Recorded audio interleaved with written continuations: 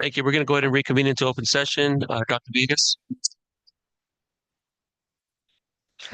Hey, we hear it twice. We hear it twice. So start with roll call. Thank you very much. Isela Castañón, Jasmine Chavez Diaz, Dean Cochran, Present. Dora Soto Delgado, Mark Matthews, Present. Chacanda Padilla. Present. Thank you. Thank you, sir. We're going to go ahead and move on to the Pledge of Allegiance. And I believe we have somebody here today. We do. And it's from Rio Vista. So welcome, Ms. Legault.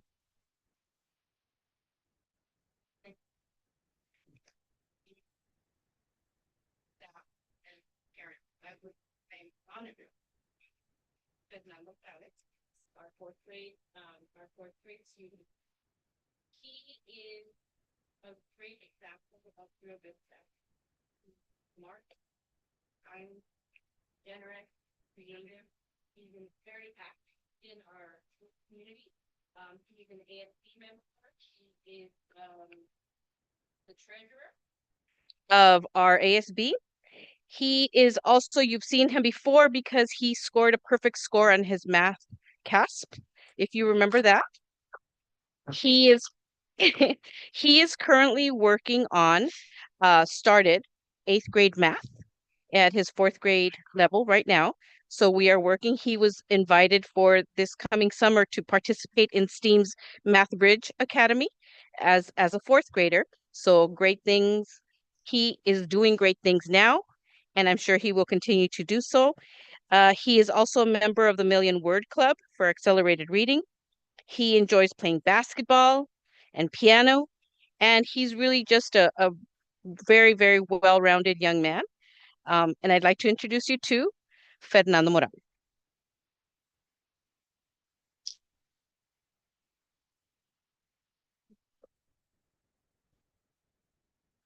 Can I start? Yep. Okay. Good evening.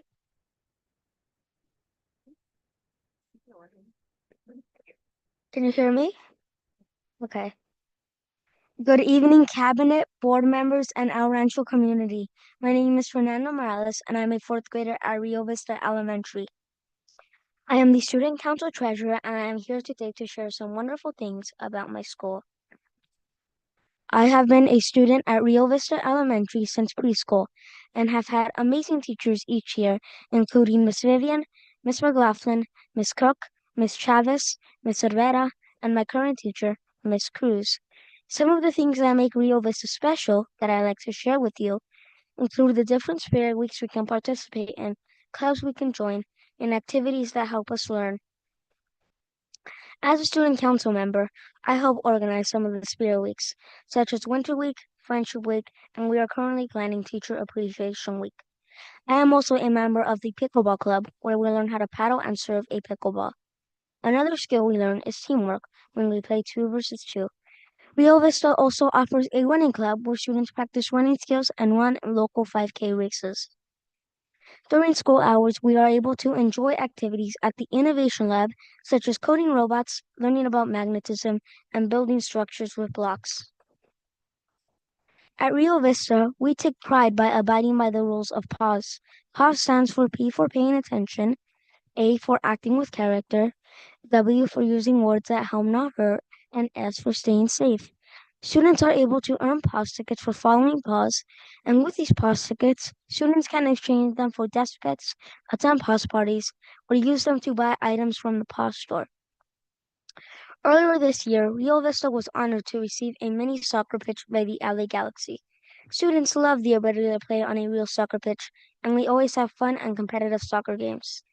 I was asked to share my favorite part of being a student at Rio Vista, and for me, it is a safe and supportive learning environment, something we owe to our dedicated teachers, staff, and principal, Ms. Lugo, whom you will always see interacting with students and parents. Thank you for allowing me to share about my amazing school. I am proud to be a Rio Vista Panther.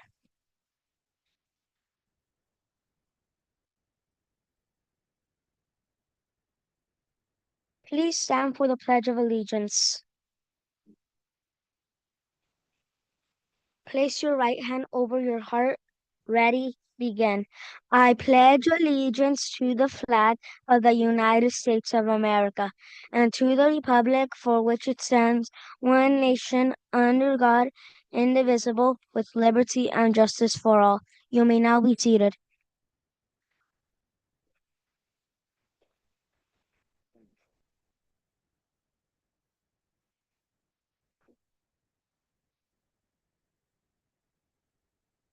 I'm just going to speak out now. Thank you so much, Fernando, for the presentation. If I just thinking, if we can embody everything that we want in a student, that's you. Fourth grader doing eighth grade math. I'm still doing sixth grade math, Fernando. So you are awesome. You are great. You're everything. Like I said, we can embody everything. You know, you do it all. Pickleball, even, man. That's awesome. So very proud of you. Obviously, to the family. You know, awesome. You know what you're doing. Please continue to do that. And I can't wait to see what you're going to be because sky's the limit. So congratulations. We do have a certificate for you, so if you can please come up, and I'd also like to invite the family members, if you have, if please, and the teachers also, and the principal, dedicated staff, please.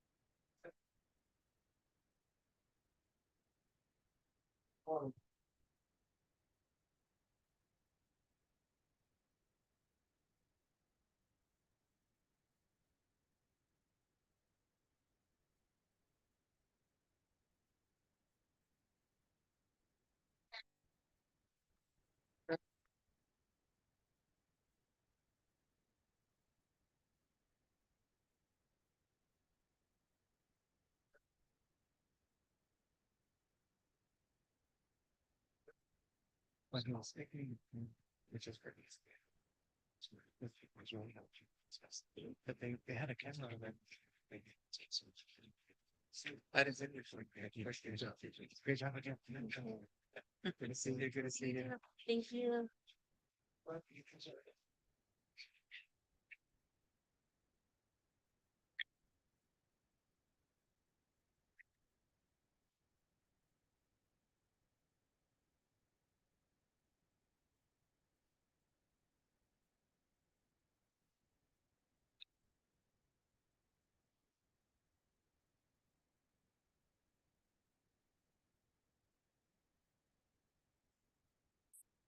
Thank you. All right, so moving forward, we're going to go ahead and go on to item 6, adoption of the agenda. Approve the agenda for the regular Board of Education meeting on March 11, 2025. We do have one amendment. Okay. So business services. You go first.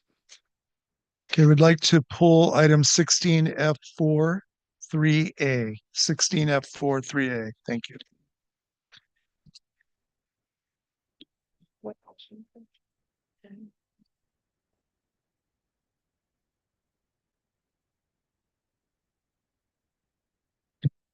For the information item 12A, we need to correct the item to the Citizens Bond Oversight Committee received the annual performance and financial audit report for the 2023 fiscal year.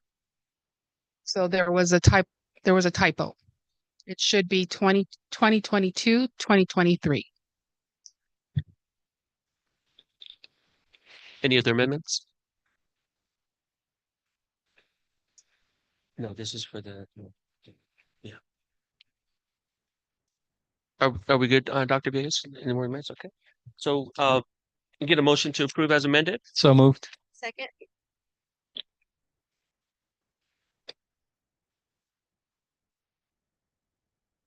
Okay, go ahead and take it to a vote. Trustee Perez, Yes. trustee Mejia, Yes. trustee Saavedra, Yes. trustee LaFarga, Yes. and myself, yes. Going on to item number 7, reports of actions taken in closed session. I do have some items here. So we convened into closed session with closed session discussions commencing at 5:33 p.m. And the following persons were present: President John Contreras, Vice President Hector Lafarga, Clerk Christina Saavedra, Member Esther Mejia, myself, Legal Counsel Norma Copado, CBO Rodriguez Padilla, and Assistant Superintendent of HR, Mr. Matthews. As to item A, members of the board were provided with a briefing and update. Motion made by Board Member Mejia, seconded by Vice President Lafarga, to approve the release from employment with the district concerning employee number 24250509. The governing board further directed the superintendent or designee to send the appropriate written notices. Motion carried with a 4-0-1 vote, with Board Member Perez being absent. Information concerning with this matter will be with Human Resources. Board Member Perez joined a closed session at 5:35 p.m. As to item B, members of the board were provided with a briefing. The board took action to issue a notice of non-reelection to probationary certificated employee identified by employee number 24250301, 24250302, pursuant Educational Code Section 44929.21B, and directed the superintendent or designee to send the appropriate legal notices. Motion made by Board Member Mejia and seconded by Vice President Lafarga, carried by a 5-0 vote. Information concerning this matter will be with Human Resources. As to item C, members of the board were provided with a briefing and updated by staff. Mrs. Castellon joined closed session at 5:56 p.m. Direction was provided to staff. No reportable final action was taken. Mrs. Castellon exited closed session at 6:15 p.m. As to item D, members of the board were provided with a briefing and update by staff. This matter is related to agenda items 17C1 and new business item action items, the board's consideration. No reportable final action was taken. As to item E, members of the board were provided with a briefing and update on 3 matters. Direction was provided to staff and legal counsel. No reportable action or final action was taken. As to item F, the matter was not discussed. Closed session discussion concluded at 6:40 p.m.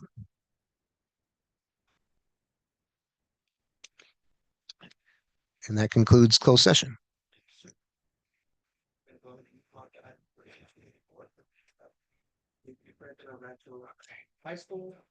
Zuno. Good evening, Rancho Unified District Cabinet, board members, and notable guests. My name is Camila Zeno, and I'm glad to be in attendance with you all once again as Rancho High School's Associated Student Body President. This week, on March 13 and 14, we'll be having our every 15 minutes assembly for juniors and seniors sponsored by CHP. The crash team will be taking place for seniors on Thursday, and the memorial service for juniors and seniors will happen on Friday. This week, the College and Career Center is hosting a career week for our students. Today, Tuesday, March 11th, there was a senior forensic specialist and a superior court judge to speak to our students and ended the day with a resume and career workshop during lunch. Continuing with Career Week, Thursday, March 13th, there will be a dentist healthcare speaker, and lastly, March 14th, there will be a college and career fair. Next week on March 18th, we'll be rewarding our seniors for last year's CASP achievement. There will be a burger truck along with games in the quad for them to enjoy.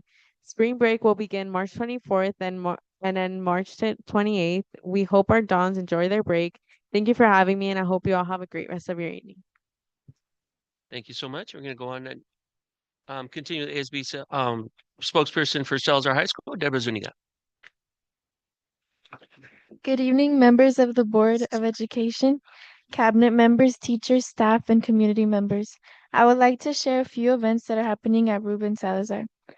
We at Ruben Salazar High School would like to begin by expressing our gratitude to all of you for allowing us to take part in the state of schools. It was an honor to be part of something so meaningful. Salazar students are taking part in every 15-minute program this Thursday. It's a great way to demonstrate to our students the consequences of driving while intoxicated. Senior activities including prom, graduation night, and graduation are quickly approaching. We want all students, including seniors, to understand how one decision can impact everyone. To celebrate St. Patrick's Day, Salazar students will wear green on March 17th.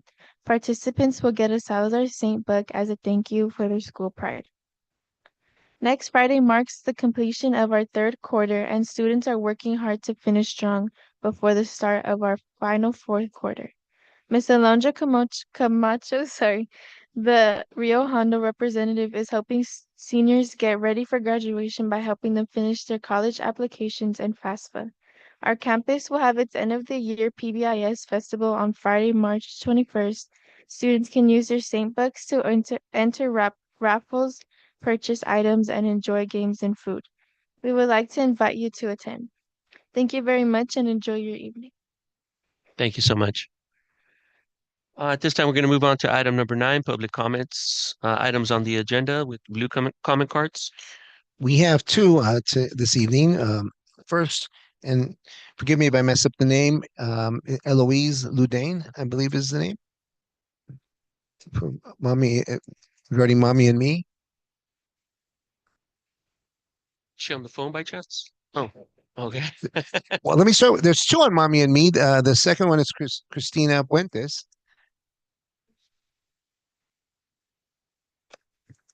Good evening, board members and guests and community. My name is Elaine Ludwin, and I'm here to support the Mommy and the Me program through the El Rancho School District.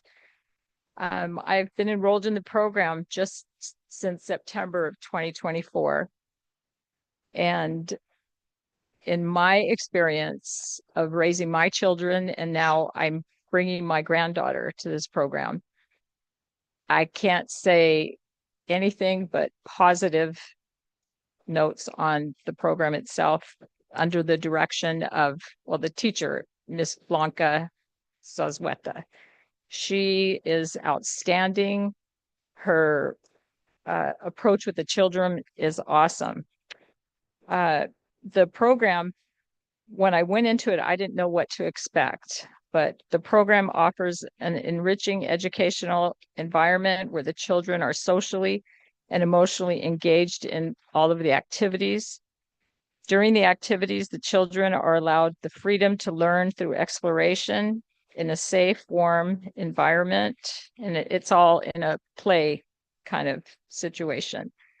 The program emphasizes the idea that playing meets a child's physical, intellectual, language, and emotional with social needs all addressed while they're in that play environment. And they're taught to use age-appropriate critical thinking skills and problem-solving skills as well. I believe the program is helping to mold the future of the children to grow and become confident, smart, happy, healthy students, and preparing them for entrance into the TK or kindergarten program and beyond. The program also helps parents learn how to help their own children work in group situations. And because every child is different and parents are different and relationships are different, everyone adds their own uniqueness to this program. And the program, which highlights engaging and enriching educational practices, I believe it's vital to the community. And it's crucial that the school adult ed continue to support the program so that the children will continue to thrive and have that opportunity as they grow. And thank you for your time. Thank you, Ms. Ludwin. Thank you. So next we have Cristina Puentes. Good evening, everyone. I have another mom stand along beside me, so we're not alone here, but good evening. My name is Cristina Puentes. My son and her son are a part of the Mommy and Me program that's under Ms. Blanca Zazueta, and we just want to show her the gratitude and appreciation for her for the work that she's done throughout this academic year. Our children are part of the pandemic kids who are still learning at home, who are used to just having that home environment. So to bring them every Tuesday, every Thursday, have them interact with other kids, socialize, learn the basics of what preschool can be, has been a fundamental advancement to them. To know that he's able to communicate more effectively, to see his growth in his vocabulary and his numerical count, it is amazing to see as a mother and to see other kids grow in that environment as well. I highly, highly encourage this program to many of my friends or other moms that are first-time moms that are learning about it, because Miss Blanca has done an amazing job with the kids. In our classroom, there's 12 students, 12 moms, and Ms. Blanca, and she does an amazing job to make it all function perfectly, from snack time to activities, to making sure these kids come back home with the pride of the activity they do at work or at home. So I highly encourage this program to continue. I've always told Ms. Blanca, and I've always shared that if we can share this to the other elementaries who also have siblings who are maybe younger, advocate this program to them to let them know about the opportunity that is here, I think it'll be a great reach for them.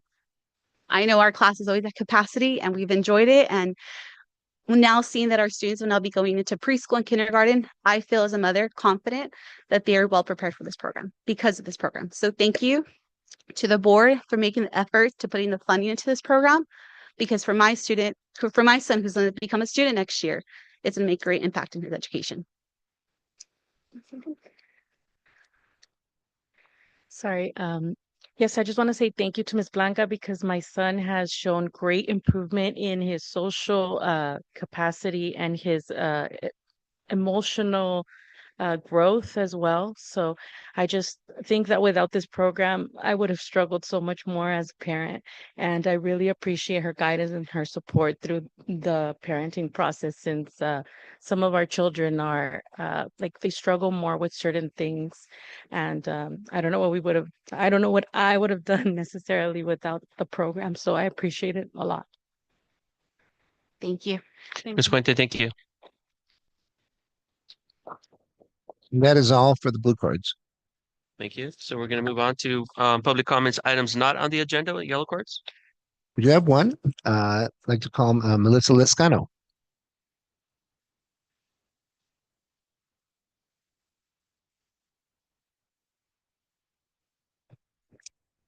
Good evening. My name is Melissa Lescano, and I am the varsity cheer coach at El Rancho High School.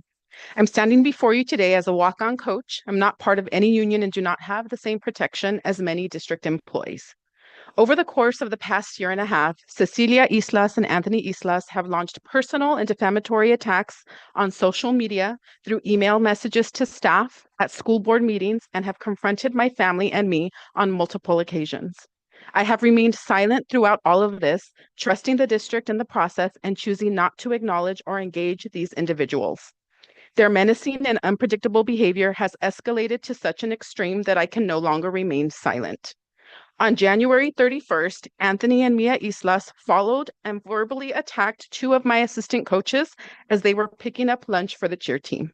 They invaded their personal space and came so close to the vehicle that Coach Val had to yell for them to stop harassing her. Local law enforcement was notified. On March 5th, Cecilia Islas confronted me at UCLA Medical Center in Westwood while I was caring for a critically ill family member. Is it coincidental that she was there? Perhaps. However, she made an active effort to stop at my family's table and engage. As a result of this incident, we had to put a block on my family member's hospital room to ensure their safety. Security and UCLA law enforcement were notified. There have been numerous incidents over the past year and a half, some of which are much more extreme than the two mentioned. My experience began in 2023 when this family became hostile. Since then, they have tormented, harassed, threatened, and terrorized myself and other staff members in this district. I have documented everything. I have pictures, videos, witness statements, text messages, and some of these messages are deeply disturbing. And all of this was shared with the district. I have community support, I have parent support, I have witness statements. And just because I am a walk-on coach does not mean that I should be expected to tolerate this type of behavior from parents, nor do I think their behavior should have been ignored for as long as it has. And while their behavior is abhorrent and disgusting, it is also deeply alarming. Their actions go beyond the realm of protected First Amendment speech. I have feared not only for my safety, but the safety of students, staff, and my family. I have had students ask to please have somebody walk me to my vehicle because they were afraid for my safety. And I share this with you because there's been a pattern of behavior that these individuals have displayed over and over again. And I am deeply concerned that they will resort to violence. It's getting pretty extreme. And I ask you to please think about this situation and how it has been handled and consider the protection that you provide to your walk-on coaches and staff, because it's been a lot and I've stood quiet, but it's getting to be too much. And I do not want any coach or staff member to go through this as what I'm still going through. And I do want to say thank you to Dr. Villegas, Mrs. Mejia, and Mr. Contreras, because when I have needed guidance, you have provided that for me and the district lawyers as well. But I just want to say the students are seeing all of this. The students are the ones who are taking pictures and videos. It's not just me. And the fact that these girls have to see this and have to endure it, have their parents have come to you on multiple occasions. So I just want to say, I hope that you really think about the situation for future. I don't want the next coach coming in to have to endure any of what we are still going through. Thank you. Thank you, Mrs. Khan. That concludes public comment.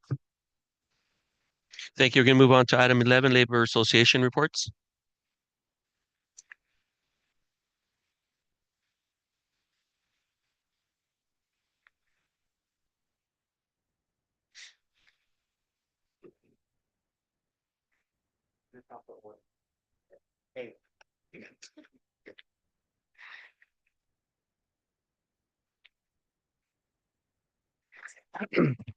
Good evening, Board of Education, Superintendent, Cabinet, and Community. My name is Alex Acosta, or Alejandro Acosta. I'm the CSA president for Rancho 107. I'd like to thank the district for the professional development training that was provided yesterday. It was a good turnout. Everybody liked it. So thank you for that.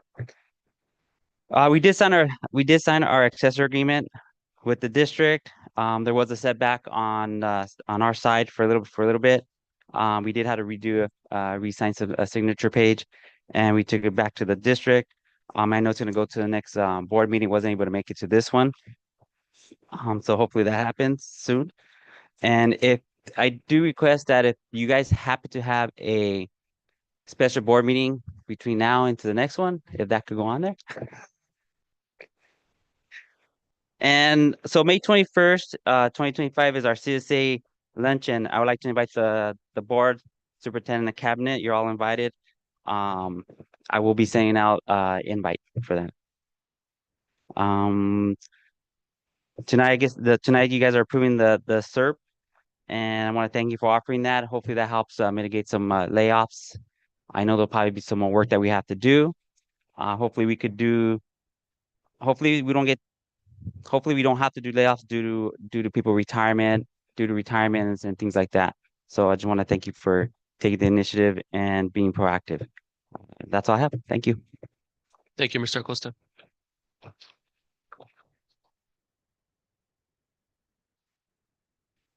Good afternoon. I'm Lilia Carrion, president of Rancho Federation of Teachers. I just want to piggyback on the coach. I hope the district makes it a priority that anyone who works with our kids should be protected by the district in any way possible. I just feel really bad for this woman who's been suffering through these attacks for almost a year, 18 months, or even longer. So please, Dr. Villegas, make it a priority to protect your employees. On another note, I would like to thank the district staff for the PD yesterday.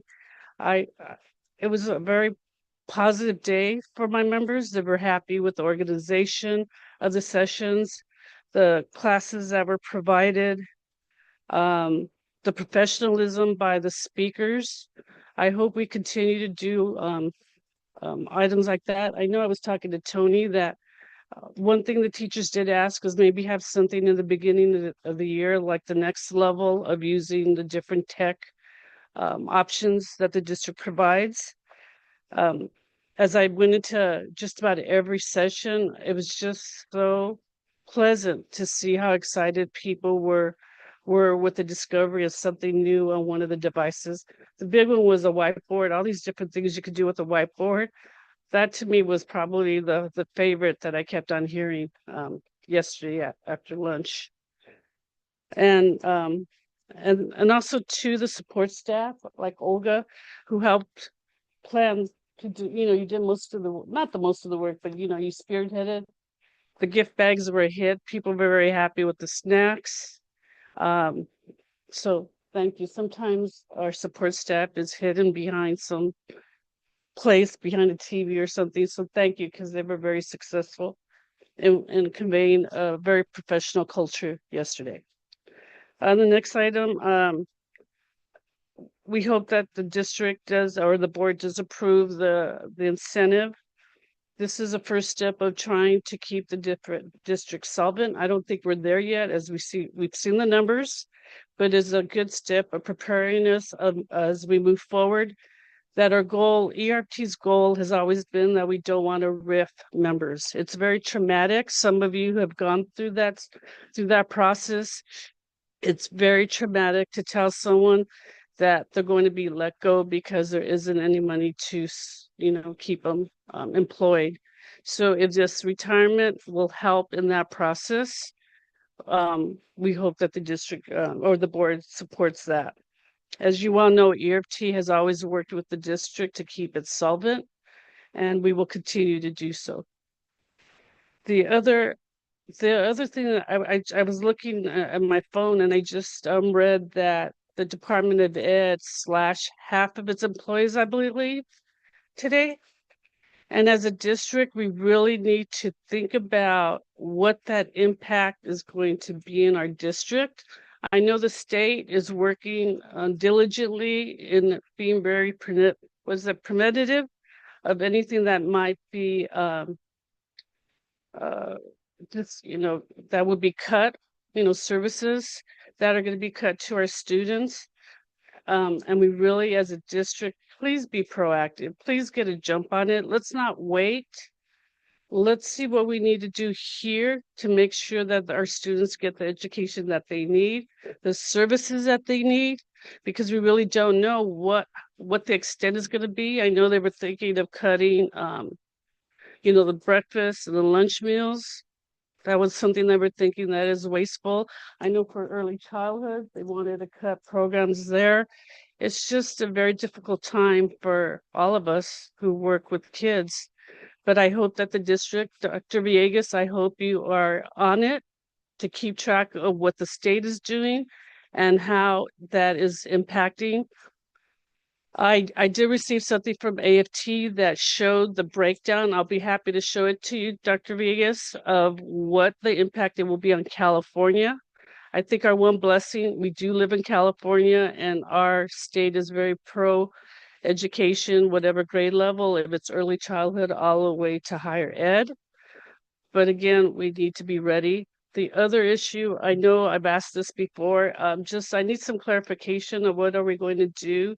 I know there's been talk that the federal government wants to raid ICE, wants to come to California, especially in LA. Where are we on the steps? I know some teachers did ask me, where are we on this? I know cards were given out, but I believe we really do need a refresher course or a nice, simple handout that tells our employees what they can do and not do. And I know a memo was sent out, but the memo was sent out to the principals, but there seems to be a little bit of a disconnect on that. But I think we need to be in preparation because they're moving across the country, and California is going to be impacted because we're not a favored state for this administration. Again, let's be ready to be able to support our families and our students, because that is also going to be a very difficult time. We started negotiations with the district last week. I thought it was a pretty good discussion. We really do appreciate the team, Mr. Sanchez, the attorney, and then Mark was sitting, as always, he's sitting there, and he always makes my life so much easier because he works with the ERT. So thank you. But we hope that we can settle a couple of items very quickly and that we can move forth and then start to prepare negotiations for 25, 26. And I know ERASA and the district have sunshine, so we want to know what the district wants to do to us. So I'll talk to Mark tomorrow what the issue is in terms of progressive discipline. I saw your article that you want to discuss. And I thought it was a nice recognition by our community members about our mommy and me, but our early childhood teachers and staff. I think there are unsung heroes that we sometimes forget what they do. They do their own thing quietly, led by Mrs. Gonzalez, but they really do start the springboard for us and make our lives a little bit easier as they go through elementary and middle school and high school. They set the tone, and we do see what they do helps our students move through the system. So thank you staff for the job well done. And lastly, we wish ERT wishes the community and the district a safe spring break, a restful one. I know the last few months have been kind of wacky, and maybe during the week off, we can just regroup and celebrate our families and be ready to go for the last leg of the school year. So thank you. Thank you, Ms. Carrillo.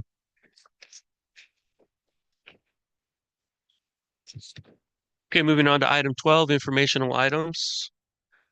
Presentation of the El Rancho Unified School District's annual report of the Citizens Bond Oversight Committee by Mr. Ken Cook, Citizens Bond Oversight Committee Acting Chairperson. And then do we have it to where do you guys have it on your computers to follow along or? Okay, that's good enough. All right. So members of the school board, El Rancho Unified, thank you for having me. Members of the cabinet, most importantly, members of the community. My name is Ken Cook. I sit as the current chair of the CBOC committee, Citizens Bond Oversight Committee.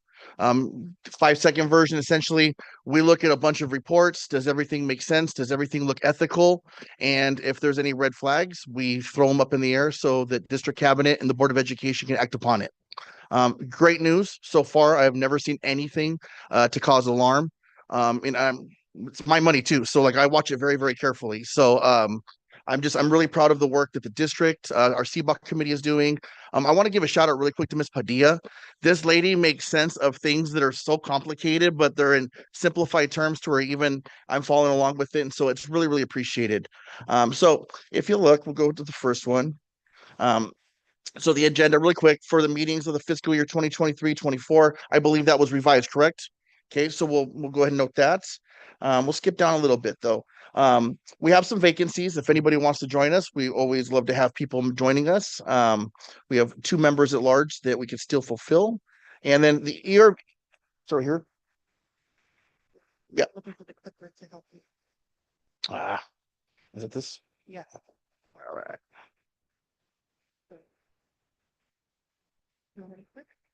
Yeah. All right. Sounds good. All right. So on November 2nd, 2010, the voters of the El Rancho Unified School District authorized Measure EE under the Proposition 39 statutes. Measure EE authorized the issuance of $52 million in GEO bonds. The net proceeds of the bonds are intended to be used to improve student access to computers and classroom technology, build vocational technical classrooms, provide improvements to better maintain district schools, and provide renewable energy improvements to reduce operating costs. As of June 30th, 2024, the district has issued 3 bond series under Measure EE with the remaining unissued authorization of $35 million and some change, and a generated combined total of revenue of $35 million as well. Oh, she's ahead of me.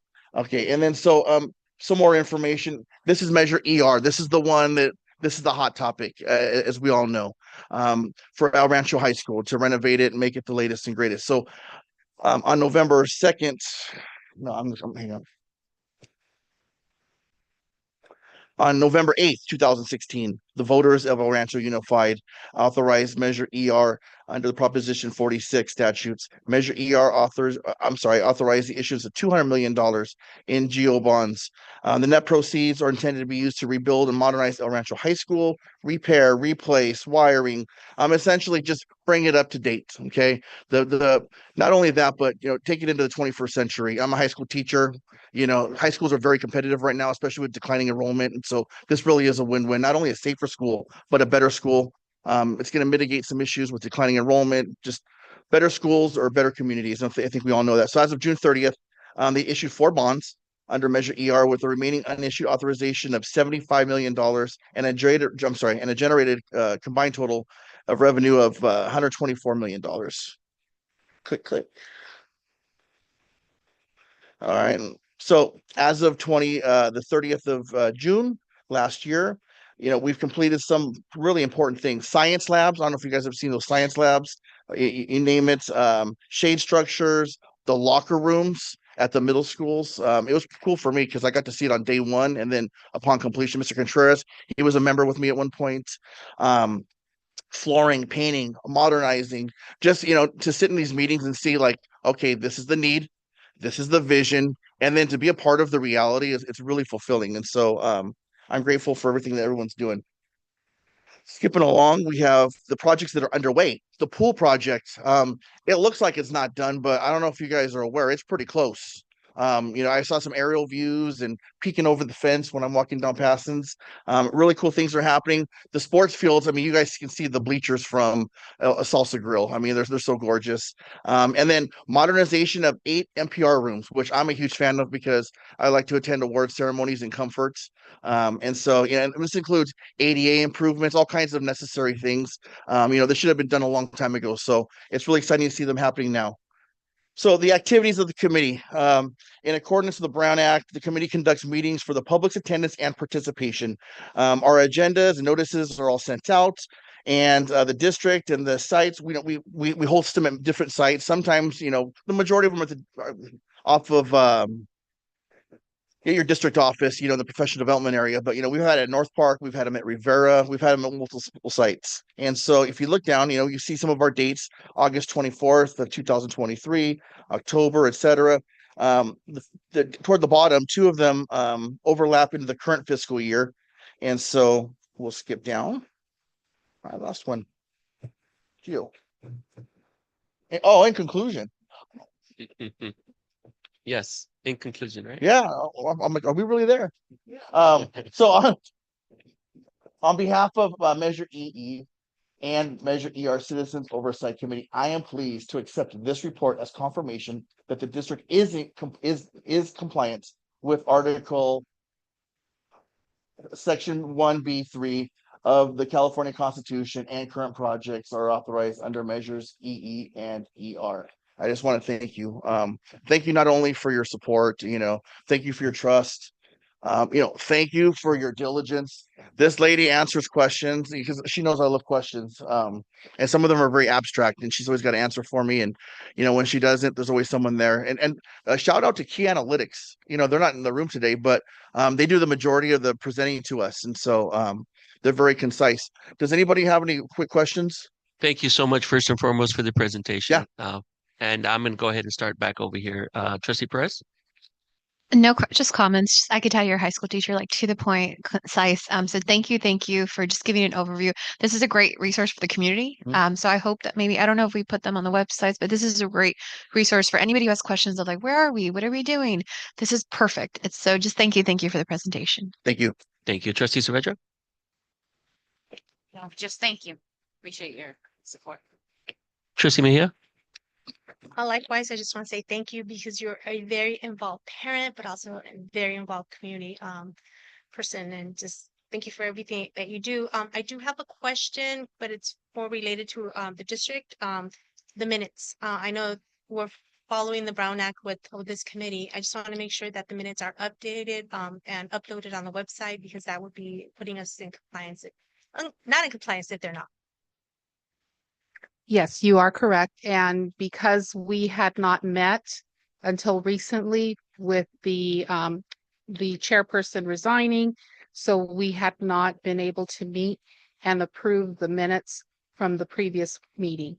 But we try to make sure that all of the information is on the website, and I will double check tonight. Thank you. And if I just may make a recommendation, even if they're draft minutes, they, post them as draft. And then once once you have a quorum, then approve them. And then the other thing is just making sure, and this question is for you, Mr. Cook, as far as site visits, I'm hoping that the CBOC has that opportunity to do site visits. I know that I believe you did some for maybe for NPRs or We've toured schools. NPRs, locker rooms, the groundbreaking at El Rancho. So yeah, we're very involved. And then we've been invited to the unveiling, so to speak, the ribbon cutting ceremony. So we're excited about that as well. Well, just please give the rest of the CBOC committee our thanks as well. I will. Thank you. Thank you. Trustee LaFarga? Mr. Cook, thank you for the presentation. Thank you for serving on the committee. Absolutely. And thank you for holding us accountable in the execution of these bonds. And you mentioned earlier that you're looking for other members. What does it take to become a member of the So TBOC? what does it take to become a member? About every third month, we have a meeting. Okay, they're typically about an hour long. It's a presentation of data, and it's a question answer forum. We vote on some items that are large, some items that are small, but essentially you got to care about students. You got to care about our community, because bad news, it's free. There's no paycheck involved. I know you guys lose money by being up here. We lose money by being on the CBOC. I mean, that's just the reality. You got to be passionate about education. If you want to see a better El Rancho, it just really makes sense. That's why I serve on the El Rancho CBOC committee. It was funny because Mr. Matthews asked me, why do you want to be on this committee? I said, actually, I don't. Unfortunately, I feel like I'm probably the most qualified, so I almost have a duty. I mean, that's just the reality. I'm being a high school teacher, and I see things from a lens that, I think adds value. I don't know what the positions are specifically. I believe one was member at large. Am I correct, Video? Member at large is still open? And I have a vacant chairperson, a business representative. Was that filled? And I was going to ask you, you just added a new member recently, correct? That's correct. And we added Gennaro Moreno. And so we're doing a shuffle. And then it's actually be mentioned in the future about we're going to do a reorg. So then I see you also have Parent Guardian around to US, the active parent and teacher organization. The music's arrived. So thank you. Have anything else? No, thank you again, once again, for the presentation. That was very good. Thank you. All right. Thank you very much. We're going to go ahead and take a 5-minute recess.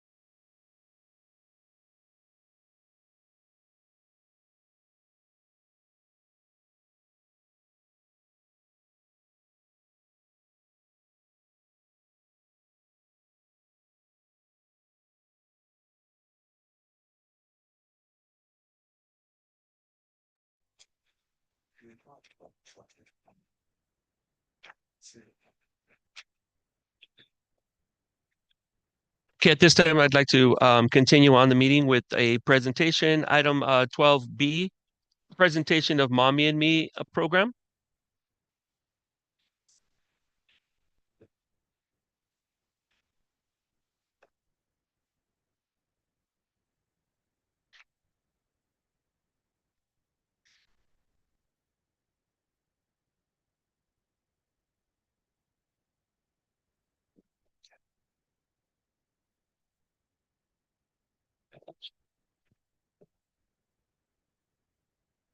Oh, okay.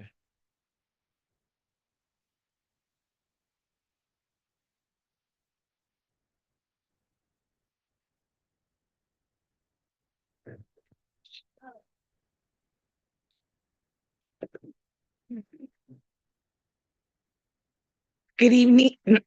Good evening, board members, cabinet members of our community. We're very proud to be able to share some information about the amazing program that our educators have done for our community, the Mommy and Me. And I'm proud to introduce Dr. Janet Alonso, the principal of the adult school, Mrs. Natalia Gonzalez, the director of early learning, and Blanca Zazueta, our Mommy and Me instructor. Together, they've collaborated to provide the best program that they can for our parents and the students in our community.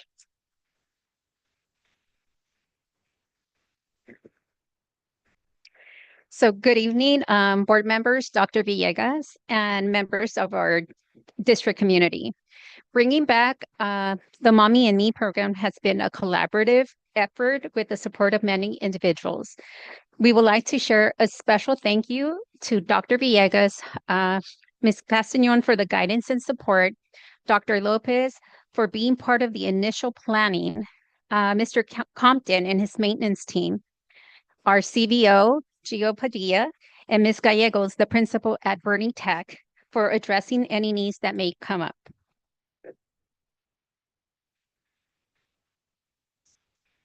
What is Mommy and Me? Mommy and Me is a program that involves parents and their children participating in a classroom setting. The activities are designed to be fun and help children develop their social and motor skills and develop language. The California Infant, Toddler Learning and Development Foundations put forth by the California Department of Education and a companion to the preschool transitional. I'm sorry. I apologize so much for the interruption.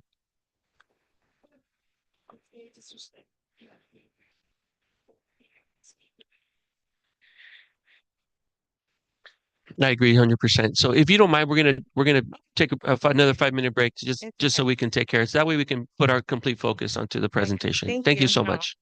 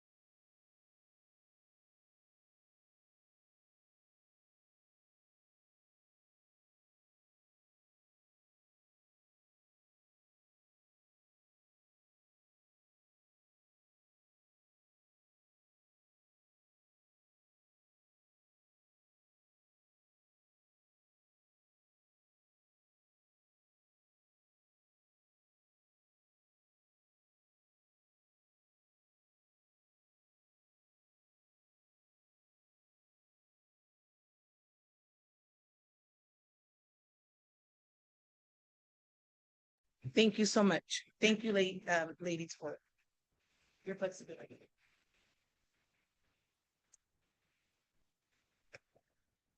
So, what is Mommy and Me? Mommy and Me is a program that involves parents and their children participating in activities together in a classroom setting. The activities are designed to be fun and help children develop their social and motor skills and develop language.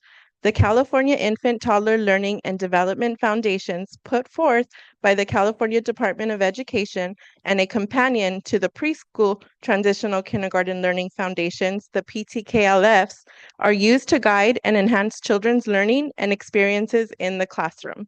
The purpose of the foundations is to describe research-based expectations for how children learn and develop in key domains such as social, emotional, language, cognitive, and perceptual and motor development.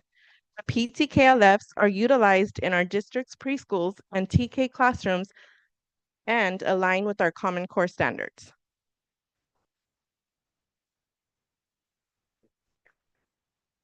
The sessions take in the preschool bungalow at Bernie Tech, and there is 2 sessions. There's one on Mondays and Wednesdays, and the other one on Tuesdays and Thursdays from 9 to 12. Lessons, calendars, parent handouts, and materials from the early learning program are shared. The Mommy and Me program operates similarly to the preschool program, with the main difference being that parents stay with their children throughout the session, and the enrolled children may be as young as 18 months.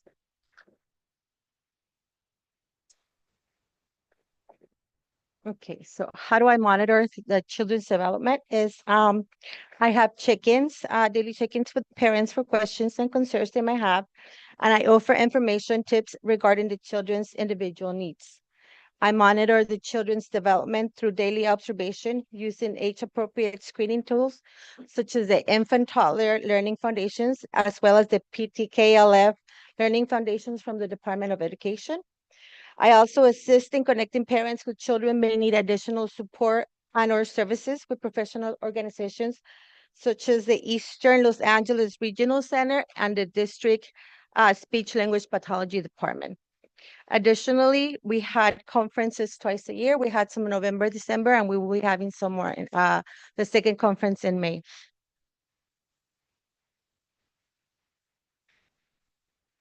Also, to share our schedule for the day, when the children come in, the children and the parent come in, we have what we call exploratory time. And this is the time when children are learning to become independent and make choices of their own as to what area they want to play, what toys they're going to play with. They interact with their peers and adults, which allows them to create and build relationships with one another. And they also develop problem solving as well as conversational skills. We have a first large group time. This is when we meet each other. We sing our welcome song. We do our daily message, usually regarding to what activities we are going to do the day of the week, the month. We also introduce the letter of the week. Like Ms. Natalia said, we share in the curriculum that the preschool uses. So we do a letter a week. Also, this is when we also do phonemic awareness activities and music time. Parents provide their own snacks. So we have snack time family style. And this is a time that we also use to have conversations and discussing different things with the kids and talking with each other, sharing tips, parenting, and other things. We have our outdoor time, which promotes physical development and parent engagement in active play. When we come back inside the classroom, we have a second group time, which is when we have finger plays, we have not music time, I'm sorry, we have story time, and we introduce the different learning activities that we're gonna have for the day. Then we move on to learning centers. This is when we have a literacy and language center, which is where we go over the different letter and phonemic awareness, the letter of the week. We also have a math learning center using the curriculum again that we share with the preschool, the number plus curriculum. We have an art center, and we also have a sensory and science. Throughout the day, parent and children work together. Parents support the children's play and exploration, and they provide guidance through scaffolding as well as by building on their ideas and interest.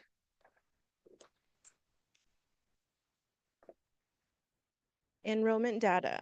The enrollment has stayed consistent throughout quarters 1, 2, and 3 for the Tuesday-Thursday session, reaching full enrollment of 12 children. However, the Monday-Wednesday enrollment has declined through the school year.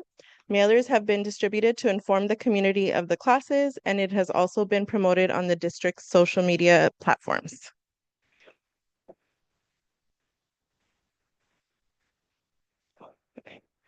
So a recent survey was conducted to gauge parent satisfaction with various components of the program.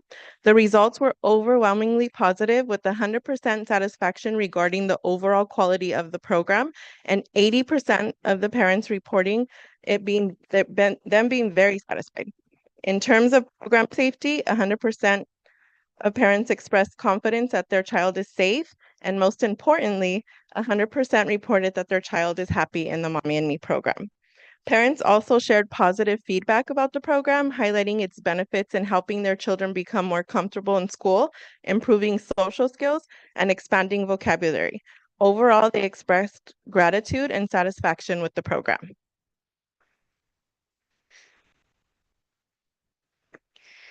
The program received highly positive feedback, with 80% satisfied with hours of operation and 93% with the location. All participants approve of the staff to child ratios and language support, while 87 highlighted staff experience. Parents praised the program structure, the dedicated teacher, as you well heard, and its positive impact on their children's development. The parent survey also indicated that our parents are very pleased with the program. 60% replied that they plan to enrolling their child at ERUSD, reflecting a strong interest in continuing their child's education with us. Thank you for the presentation. Thank you. I'm going to open it up to questions. I'll start over here with Trustee Perez. Sorry for that, but thank you. Thank you for the presentation. Thank you for the comments from the parents. This was when I was my baby nephew, not my baby nephew, my little cousin, I would think I was 21. I took him to the first Mommy and Me program that they had, I believe, at South Ranchito. And it was kind of like a come as you go, learn. It was very social, very chill. But when I see this program, not that, but it's a total different environment. There's so much learning going on. My baby nephew is currently in the program, and just he comes back every day with a new letter that he's learned. He gets the books now, like at just 2 years old. And to me, that just makes me so excited that he's going to be so ready for preschool. So to me, this is definitely very personal. Thank you to the staff. Amazing, amazing. I just wanted to make some quick comments.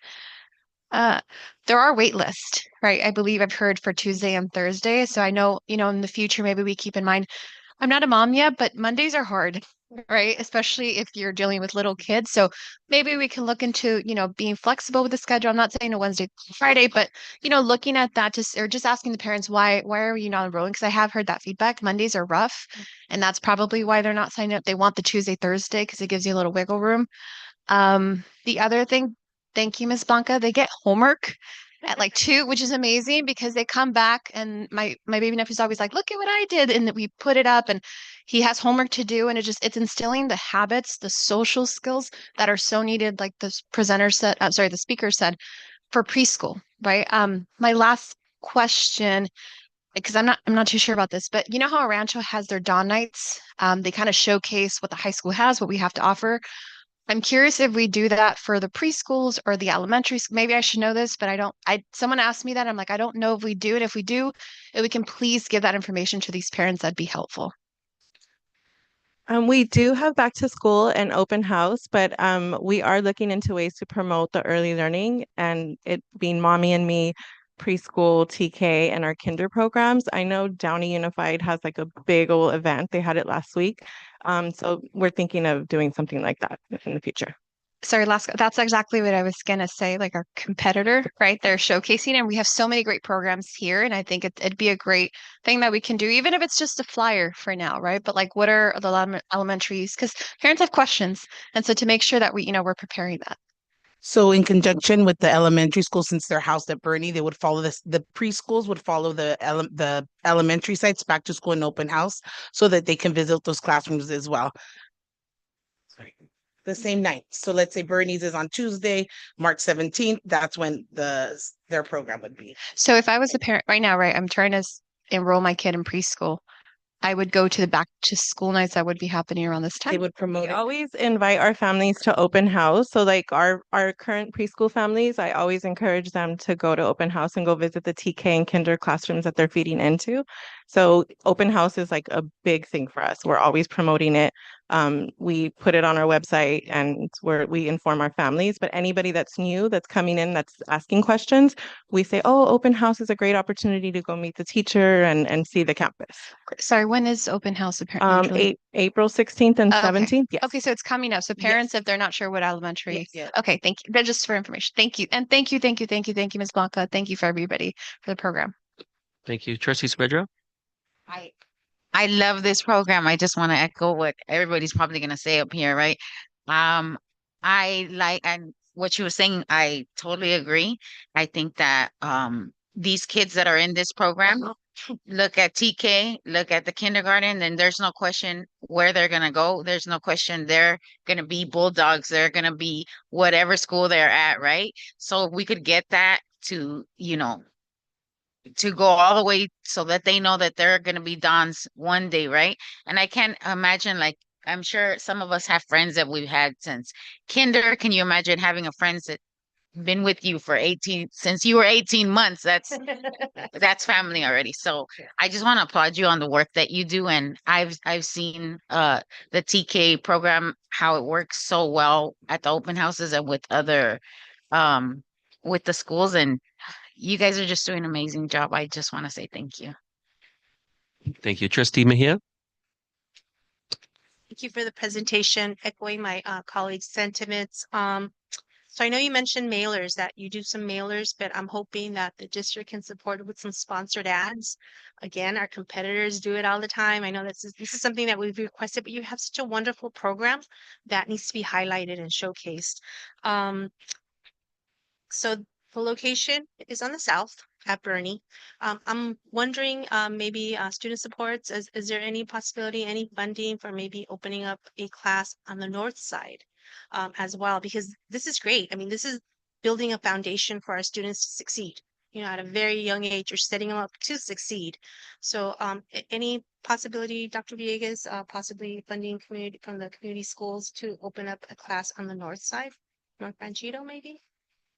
Certainly or willingly look at that to see what are some of our options. This is the credit to the board, a very innovative program, because there is no direct funding for this particular program.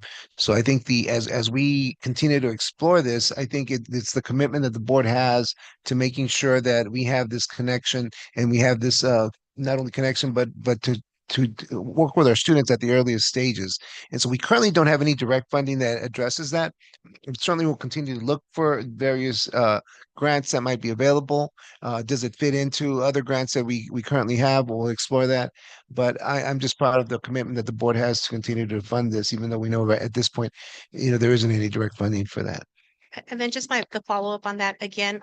So currently there's inflation, right? And some parents might not be able to afford it. So definitely, if there's consensus from the board, if we can maybe possibly find something where we could sponsor some students, the little ones, to go something or another, because there's a need. And again, inflation is high right now. Cost of eggs is high, but I mean, this is such a great opportunity for students. Again, can't emphasize that enough, and just want to say thank you again. Thank you. Thank you. Trustee LaFarga? Great presentation. Thank you so much. Fun fact about me, for 8 years, I ran an early learning center, 0 to 5. So infants through preschool. So you took me back to that work I did for so long. And the way you described the program, it's very intentional development of the kids, and if people hear mommy and me, they might think play, right? But this is the way you described it it's so sophisticated, and that these are the most critical years for the kids, right? In terms of their development, socializing, cognitive skills, motor skills, everything starts now because their brain is still developing. So the investment that you're making in them is critical. It's important. It plays a huge role in their long-term educational success. And once we hand them off right to the other grades, and I know as an early ed teacher, Ms. Blanca, it's a lot of work. It is a lot of work. It's it's never ending. It's tiring. It, and because I saw it for 8 years, and it's also an underpaid profession, and there's been a movement to professionalize it. So I think we really have to look at that as we kind of think about growth and how we continue to invest in the professionalizing the the the career of early childhood education teachers, because that's still an underappreciated workforce, and from my opinion, having been in that space. So thank you so much for doing that heavy lifting. I do agree with my colleagues that we need to grow it because these are our kids, and we gotta start them young and invest in them early. One question I did have: do we have like a bring your dad to the school day? I can tell you that as the parent myself, back in the day when my son, he already graduated, and obviously you know him, it was dad and him. Yeah. So it wasn't me. So Yeah. it's just the title. Yeah, yeah, But no, it- but it's it- open to It's open yeah, to everyone. right, and that's great to hear. But I As a matter of fact, I have parents that trade places, when dad. oh, good, good, Dad comes in or they both come in into the classroom. And good. sometimes, as you heard, we have grandmothers and we have aunts, and Mhm. it's everybody that helps Yeah, out. and so this is multi-generational learning, right? It's not just the parent and child to bring the grandma. It's everybody's learning, and new moms are learning how to parent and together, right? So I think that's just more that's an outcome of just the program itself. It's not just the kid, it's the parent as well. So thank you so much. Thank you once again. I know as a community, it's been very well used. You know, back in 88, 89, my sister-in-law, while I was going to school, attended the Mommy and Me classes while she was going through El Rancho. It's definitely a program that is in much need in our community. As far as, location-wise, maybe looking into a possibility of a second location. I know costs, you guys are fairly inexpensive when it comes to other comparisons. Um, is there anything else as far as publications or as far as media output or anything else that you would see would help the program grow more or bring more attention to the program? We will work with the media communication team to make sure that we promote the program. And that's what we've done. Also word of mouth with our parents to increase participation for students to participate in the program. Thank you. And I do want to thank the parents or the family members that are here as well. So thank you for taking your time to show up. It really means a lot when people from the community come to advocate for something. So thank you so much for that as well. Yes. Thank you.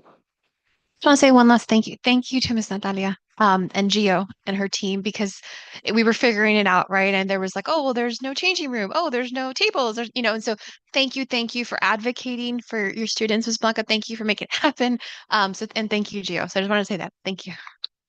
Excellent. Thank you. Thank you again. Thank you. Moving on to item D, proposed item 12D, proposed Transportation Services Plan 2024-2025 through 2025-2026. Oh, I'm sorry. My apologies. Yes, I checked it off by accident. Presentation of El Rancho Unified School District's 2024-2025 second interim report to the Board of Education by Ms. Gioconda Rodriguez Padilla, Chief Business Officer, and Lillian Huntenberg, Director of Fiscal Services.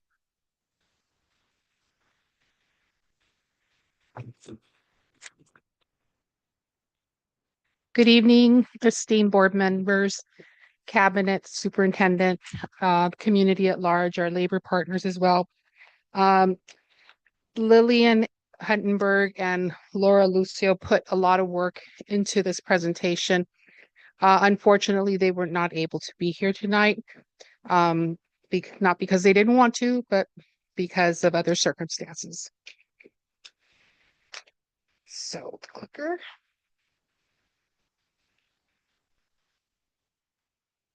So as you all are well aware that we go through a cycle of reporting And this is part of our financial accountability and transparency in providing not just a financial report, but a clear picture of a snapshot in time.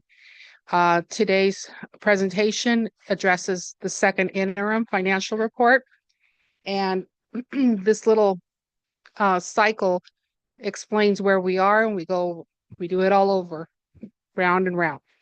So right now we are hoping you approve the second interim report.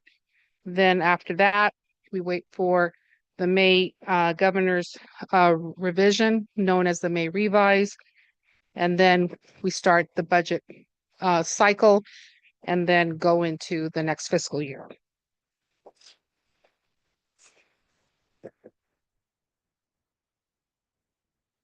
I'm very pleased to report that we will be presenting this report, and we should be receiving a positive certification because we are able to meet all of our financial requirements.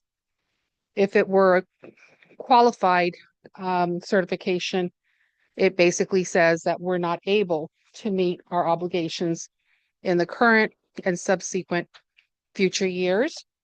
A negative certification is the worst, which basically means that we're financially in trouble.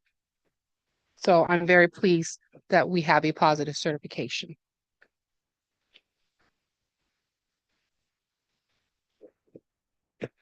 As requested by our Board of Education, we always present the model as a reminder that our revenues are based on ADA, attendance, average daily attendance, which is generated from our enrollment. And we continue to decline this moderate model. We've shown it numerous times, and we continue, nothing has changed. It's averaging about 2.2% of declining enrollment each year, and that affects our funding.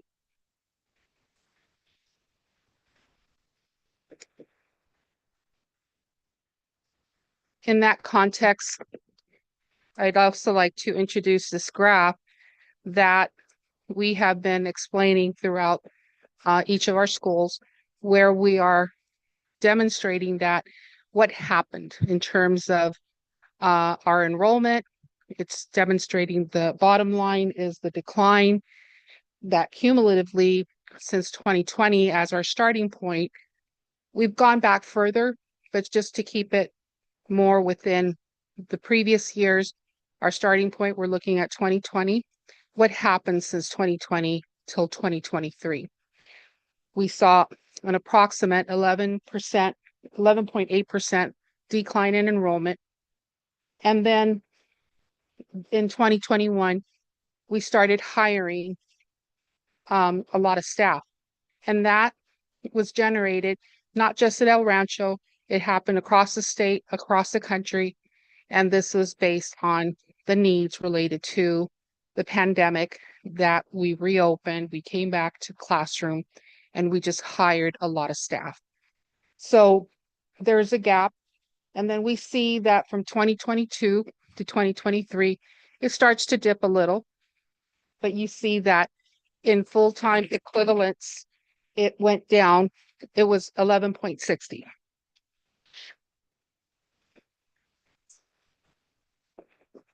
That's what I get for not having my computer.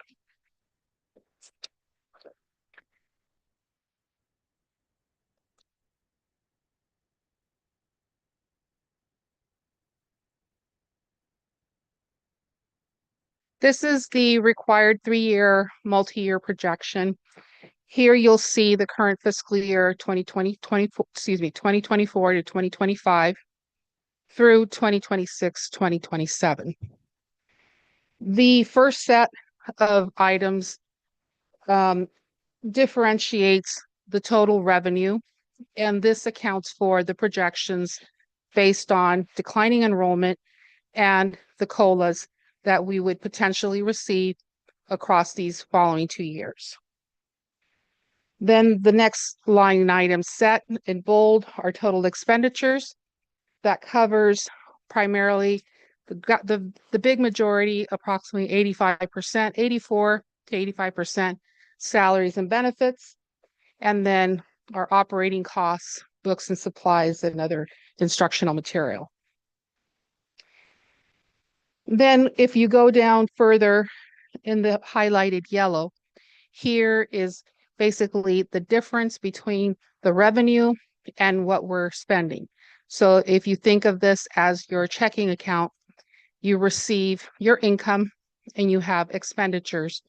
At the end of the month, you're either in a positive, which would be depicted here in black, or you would be in the negative, which is depicted here in the red. This red highlighted yellow row is the indicator that we have been deficit spending because we are spending more than we receive in terms of revenue. Each of the out years, including the current year, if you look at unrestricted, that's what we evaluate in terms of how do we control this. And we're seeing an average of $5 million of deficit spending year over year. Eventually, 2 more years out, not even 2 more years, 1 more year out, we would be possibly in a negative situation. So in the following slide, I do explain that a little bit more. I'll zero into that. The next set of data is the ending fund balance. That's what we're left with after committed funds. The reserves for uncertainty for this fiscal year is 7.4 million. And then those are projected in the out years. That takes us down to our reserves. And in spite of us being deficit spending, the reserves in this context of a 3-year multi-year projection is still at an acceptable level, but what is not acceptable is the continued deficit spending. But we go in a steep decline from almost a 12% reserve down to a 6.45% reserve. So I'd like to show you that in the next slide. And the reason this is important is because we have taken the necessary measures in terms of finding strategic ways to control the deficit spending. And as information was being brought earlier, the SERP is only one set of a plan that can give us the fiscal stability that we need. So this chart exemplifies what I was speaking to in terms of our deficit spending. So the orange is the projected deficit spending that in the 2 out years, including this year, it's on average about $5 million. And then what I was speaking to a few moments ago, if we add 2 more years to this projection, you'll see that it gets worse. If we look at the estimated reserves, which is the blue, the dark blue line at the top, we start to decline in a very steep manner from 11.9% of reserve all the way down to a negative 3.8% reserve. So this pattern of deficit spending would not be sustainable.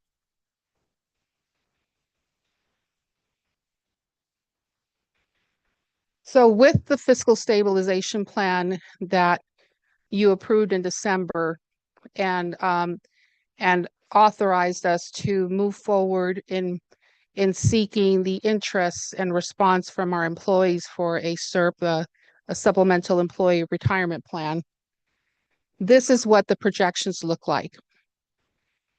There are 2 window periods, and I need to remind that to everyone. The first window would be we looked at both classified and certificated. And as you may recall in the presentations, that the area that we would be able to save money is with a target of not replacing 10 FTEs under certificated, the first window. Then in the second window, which would be June 30th of 2026, we would add to that another 10 positions that would not be replaced, bringing us to a total of 20. With that in mind, it changes the financial projections, where at the top blue line, we have a steady line in terms of our reserves. Our deficit spending, which is the bottom dotted red line with the orange bars, you see how the deficit spending starts to improve. We reach 2026, 2027 in the positive of $650,000. But then the following years, we start to deficit spend a little bit again with $720,000 in 27, 28, and then $130,000 in 2028, 29. Nevertheless, the SERP does provide us an initial set of plans to help us fiscally to be solvent, not just in terms of the 3-year multi-year projections that we normally do, but over the next 5 years.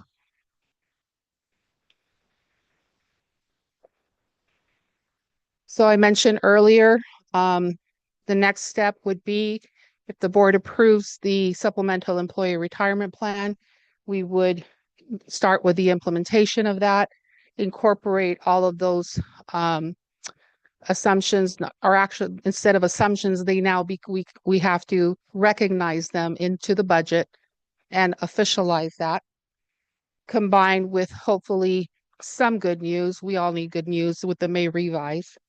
And we start our budget development in collaboration with educational services, with the LCAP, and then we start the process all over again.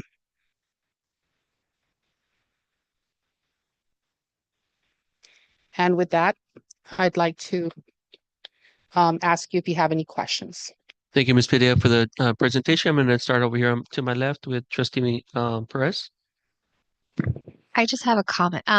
Thank you, because I personally know of districts that are considering layoffs and are talking about layoffs this year. And so thank you to you and your team for looking ahead and SERP has been a conversation for some time now. And so thank you for looking ahead so that we prevent that and we maintain our staff. And it's a great, benefit for our employees who I know that the people who came and spoke, they said it is very rare to find a district who has employees who have 30, 20, plus years in this district, and they deserve that. So thank you for your team, and thank you for the presentation.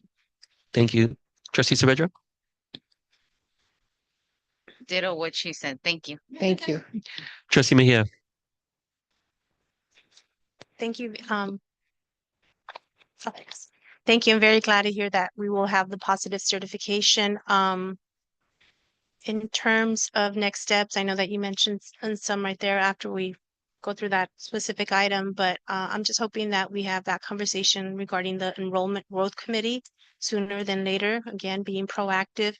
Also just want to share that, we'll be meeting with legislators this week. It's Ledge Week, and we'll be advocating to protect 98 to fully fund COLA. We need every dollar that we can for our students.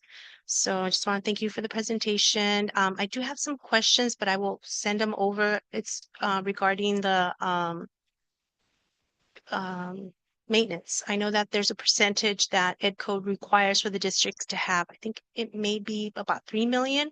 So I need to be educated in that as far as it's to keep our buildings, the maintenance of it, right? But it feels like we're leaning a lot on the bonds, and if there's money there, I just need to know how that works. So, but that'll be at a later time. I didn't submit my question beforehand, so I just wanted to front load that to you. Okay. Thank you again for the presentation. Thank you. Thank you. Trustee Lafarga? Thank you for the presentation. Don't want to be redundant, same sentiments. I've seen it in the news the last month, layoffs happening in surrounding districts, which is unfortunate. So it takes a lot of due diligence to get us to a place where we can manage through this and keep our employees employed. And yeah, so very thorough explanation of the numbers, and it's a very helpful presentation. Thank you. Thank you. Thank you. The SERP is definitely a step in the right direction, but as was stated before, staying proactive and looking for other ways to make sure that, you know, in the coming years we stay in that positive. Thank you again for the presentation. I'm sure we'll be hearing more from you, Jill, as you're the right person for this position. So thank you. Thank you. And I think And if our I could just state- add Yes, sir. one quick note, I want to also, as relates to the SERP, I want to also thank our labor partners in making this happen, because they, along the way, were by our side, making sure that we worked on this together, and that they were very much in favor of making sure of the district being solvent. And I think that's been one of the biggest things that I've seen with our labor partners, that they want to make sure that we do right for the district. And we're certainly working on various aspects to looking ahead. How do we get rid of any kind of deficit spending, that, you know, so that we could be balanced. And just one more piece of information. We actually started this process, and like Dr. Villegas just explained, this is a team effort. We actually started working on this in late March or April of last year. So it's something that has been very thorough in terms of the incentive program, very thorough, very thought out. The board had lots of questions. Our labor partners had lots of questions. Dr. Villegas had a lot of questions. So it's very satisfying to know that the results will be positive. So I do hope that we can move forward with this plan. Thank you once again. Okay, we're going to move on to item 12D now. Proposed Transportation Services Plan 2024-2025 through 2025-2026. Thank you, and that would be me again. So we're presenting the Transportation Services Plan for 2024-2025 and for next year as well. I'll be reviewing some data with you, including a survey that was performed.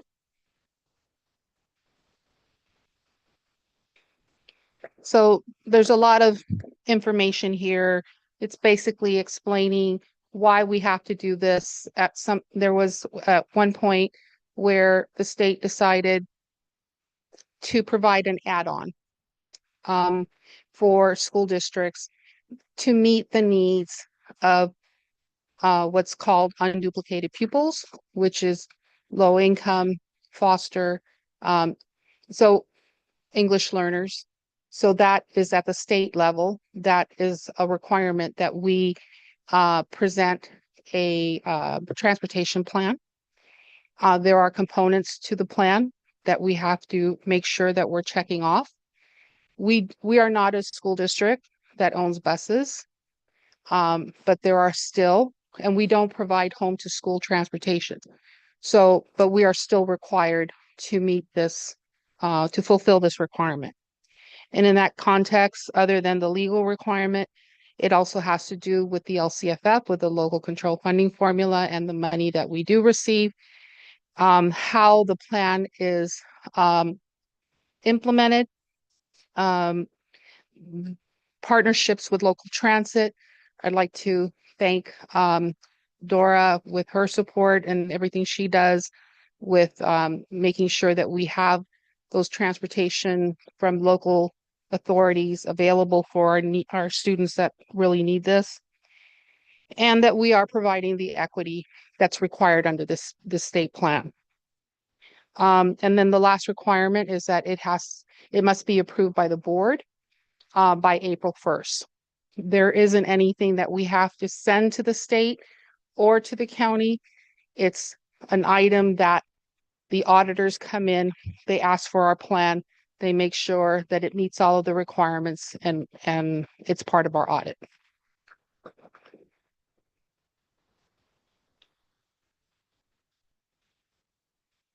here's a little bit more in terms of our compliance, the partnership with Metro, where we provide Go Pass tap cards that provides free access to students on any of the local transit systems.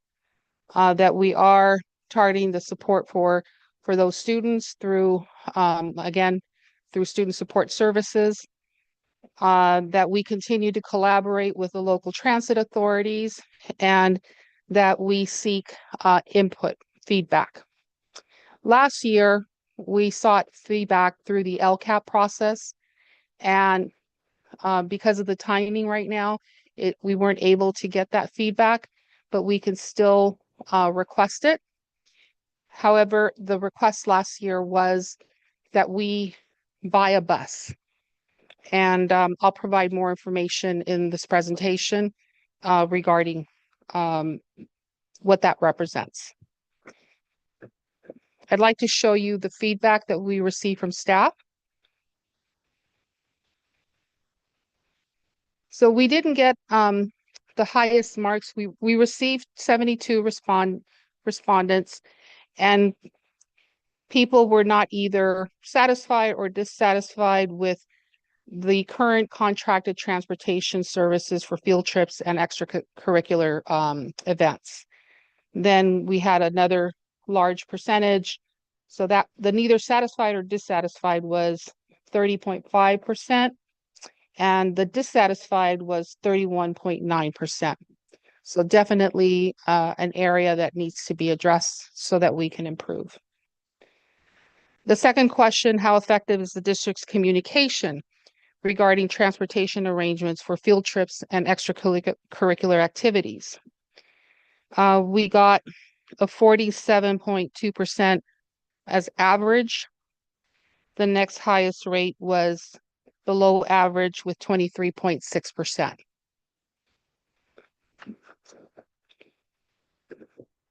Oops, I forgot to change. That's the communications graph.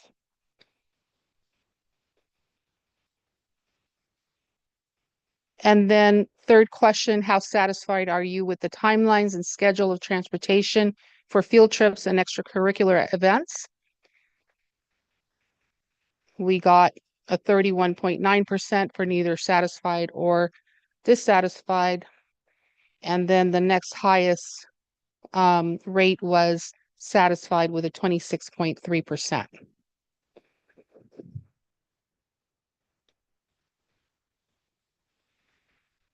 The fourth question was to request recommendations, suggestions.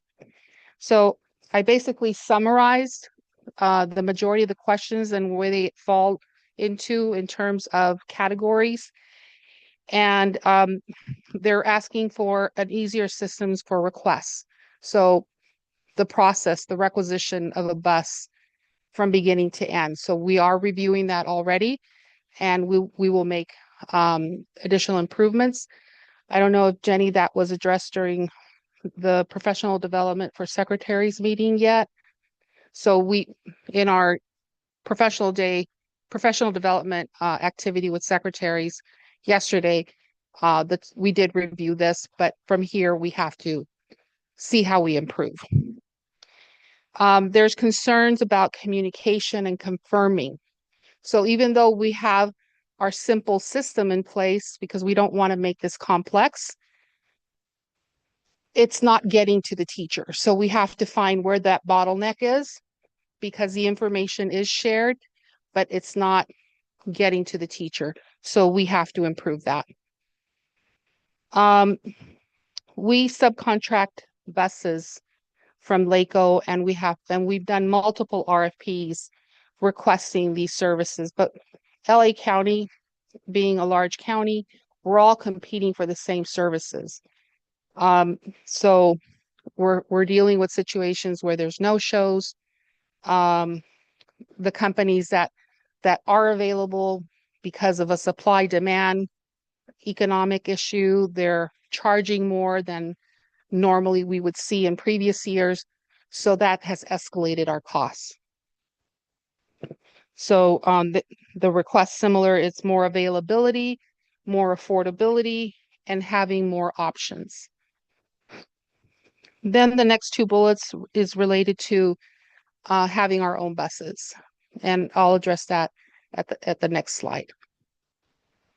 Better buses. So the types of buses that are available. I'm going down the list. Yeah.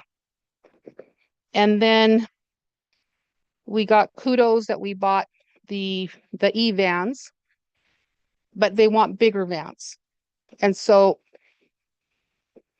again, it's the shortage of drivers with the type of license, and then also improve supervision on buses. So that's something that we'll have to evaluate very carefully.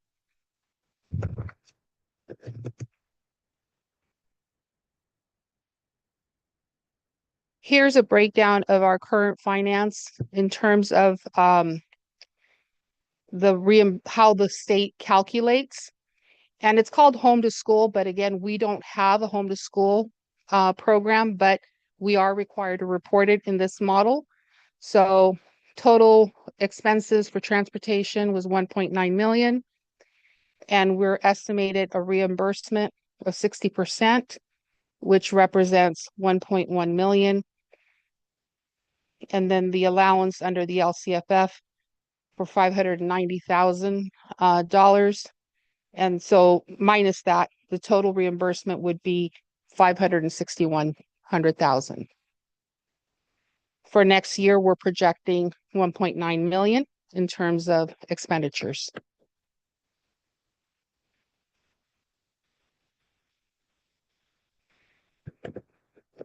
So with regards to bringing back our own district buses, it would be a large investment, anywhere from $3 to $5 million. When we talk about our facilities and not having enough money for all of the needs across the district, which are $730 million in needs based on our facilities master plan, to add a bus terminal, which would be required, not because it would be a luxury, but because there are certain requirements that we would have to have in place. So based on an estimate of 2 buses, to purchase the buses, and this is, low end is regular diesel buses. High end is our electric buses. We've looked at grants, and all the grants point towards districts that have a replacement program in place. So those grants are available only to districts that currently have diesel and want to go electric. So we would have to build a terminal that would be able to charge those buses if we were to go the high end. Plus the drivers that are in shortage, and that's part of the contracted services with the no-shows. And so we're looking at an investment of $3 to $5 million that this accounting does not represent. Then there's also external economic factors. We anticipate inflation, a number of things, a lot of unforeseen conditions, but primarily my emphasis is on the fact that we have to weigh what are the priorities in terms of the investment in capital outlay. Is it our buildings, or do we make that investment in the buses? So I'm not here to say we shouldn't. I'm only bringing to you what are the concerns based on the responses we received. And then the fact that we continue to rely on contracted services and that we can improve in negotiating perhaps and finding ways to offer more options. We'll have to be very creative to figure that out when we're dealing not with just a local issue, it's a nationwide issue with the shortages of drivers and those types of things. So immediately, the next steps will be to improve our requisition process. Let's dig deep and find out where the bottleneck is, where is it stopping the communication, the gap, and we can correct that. Then continue to work with LACO to see if we can get better terms, figure out some way. We have spoken to LACO in this previous year, but they expressed the same thing. So we'll continue the communication. And then, of course, finding alternative options and as part of our continuous improvement process. And that concludes this presentation. If you have any questions. Thank you again, Ms. Padilla, for the presentation. I'm going to start to my left over here. Trustee Perez. I just have a question, and I don't know if you know, but in terms of when a teacher wants or a principal wants to put a request for a bus, is there like a district-wide calendar to know that school A is not going the same day?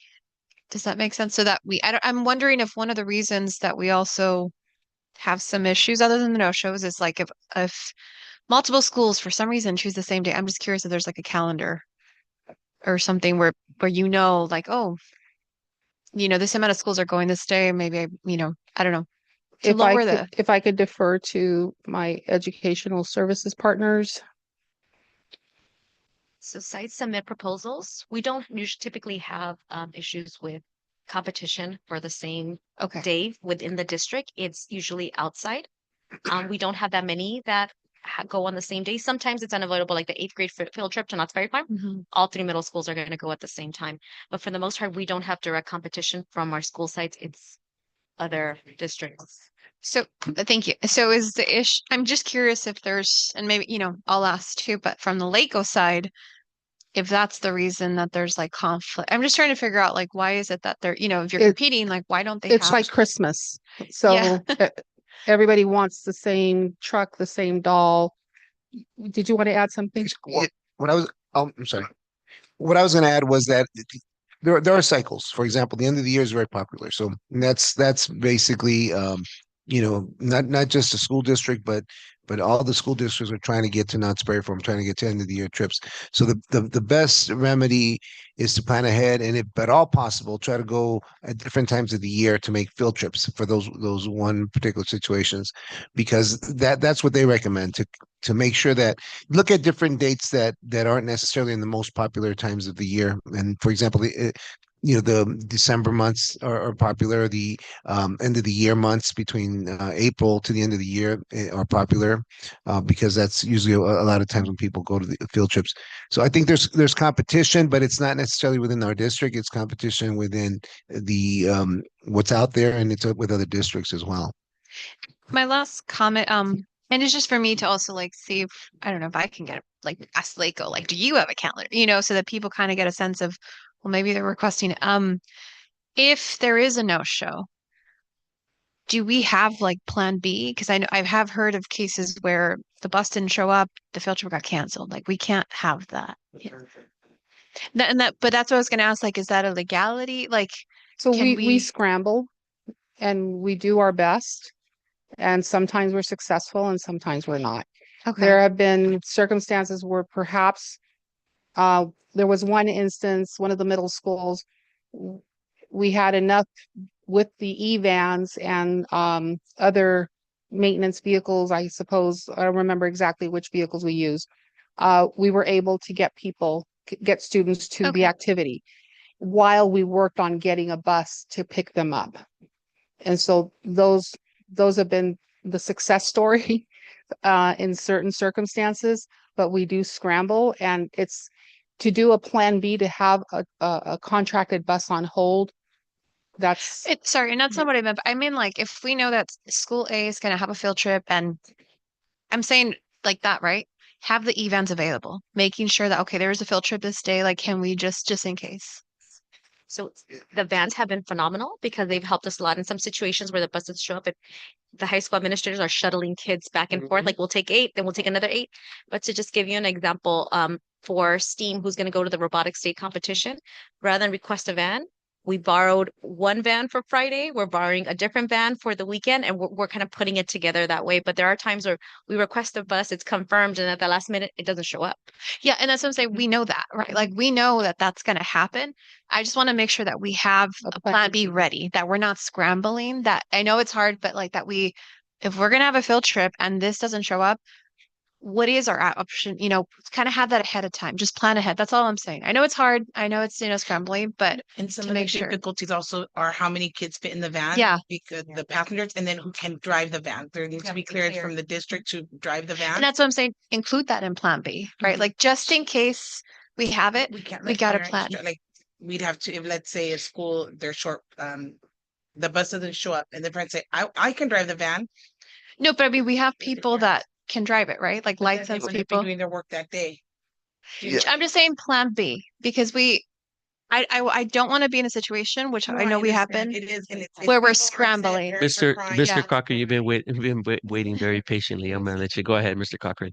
No worries. First of all, I completely understand the frustration over transportation. And if we think of how difficult it is taking anybody to like a little league or anybody that's organized any other piece, it's very difficult getting everyone there. But I think there's a couple of situations that we're talking about here. One is an issue of the vehicles. The other one is the issue of the drivers. And that's part of the issue with public transportation or the private transportation through buses. They have to be pupil activity buses. It can't just be a school bus. There's a lot of extra restrictions that CHP has. So sometimes there's a case of we have a bus and no driver, or no driver and no bus, and the drivers are also limited to the number of hours they can drive in a day.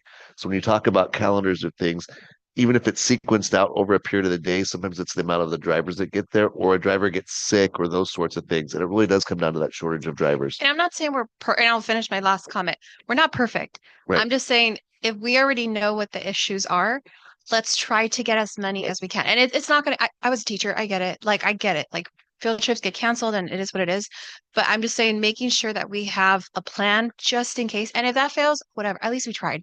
But just to make sure that we have something and, that we're not scrambling, and we might be still, but I just wanted to make sure. But I understand the frustrations. I'm glad that we're trying to figure it out. But I just want to make sure we're a little, As a suggestion, since I believe Mrs. Mejia mentioned legislative week, is the bid limit on buses. It's $10,000 per year. We can't operate on that. So we do the RFPs and we have been courting other companies like come over here, come to us, provide the services. We can't waive many requirements. We could find a charter type of buses, but we can't use it past $10,000 a year. And that is so antiquated. Thank you. Yes, sir. Just one last piece on the LACO piece is we're all going LACO contracts with the same company everybody else does.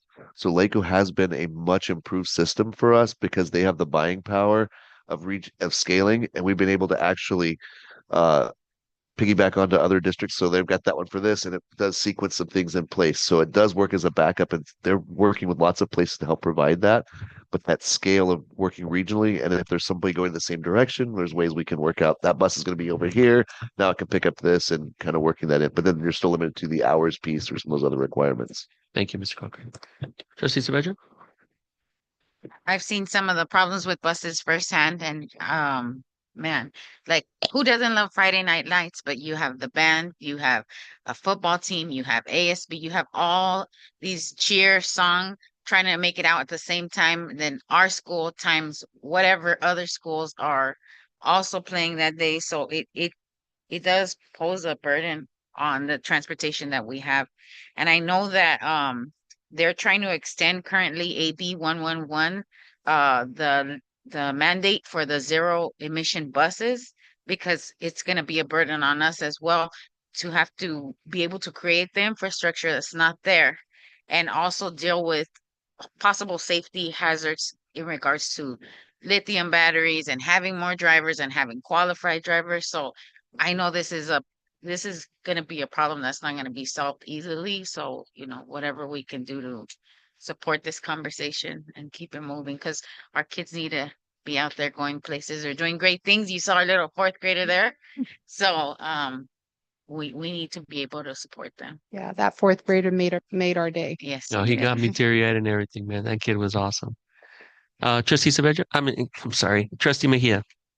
Thank you, Trustee Saavedra. Thank you for the presentation.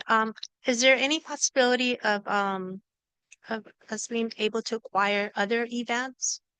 I think we had requested that previously from our from previous CBO, but if we could and I could pull the item and we can have a discussion to get consensus, but maybe I'll do that. I'll do that instead, and that way to make it formal, but that's something I think that would be beneficial for our district. Okay. Thank you. Thank you, Trustee LaFarga. I don't know what to ask because there's so many moving parts around this. It's complicated for sure.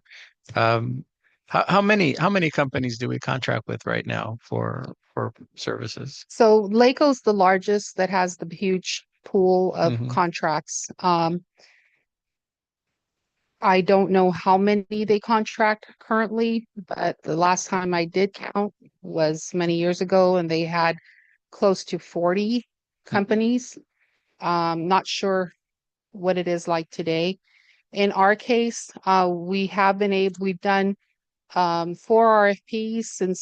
RFPs since I've been here. And so we have a total of 3 companies that did respond. And like I said, we're trying to court other companies to walk them through the process, not just make it just so a difficult RFP.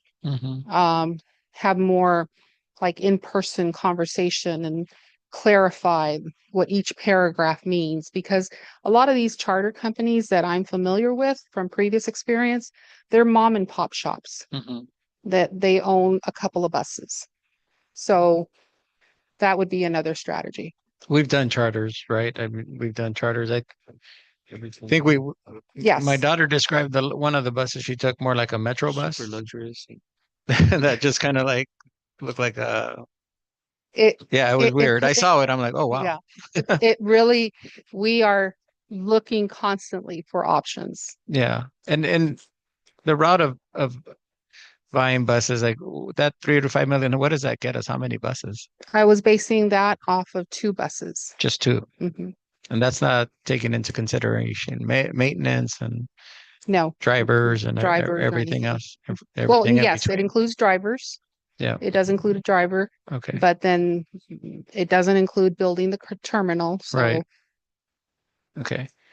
And the other issue is just our systems of the reservation process and buses not showing up or whatever, just all that others. It's just another layer of So I can describe it very briefly. Yeah. It's a form. It gets routed through educational services. They do their approval process, and then it comes to the business services office. And then we start looking for the bus to contract. It gets put on a spreadsheet.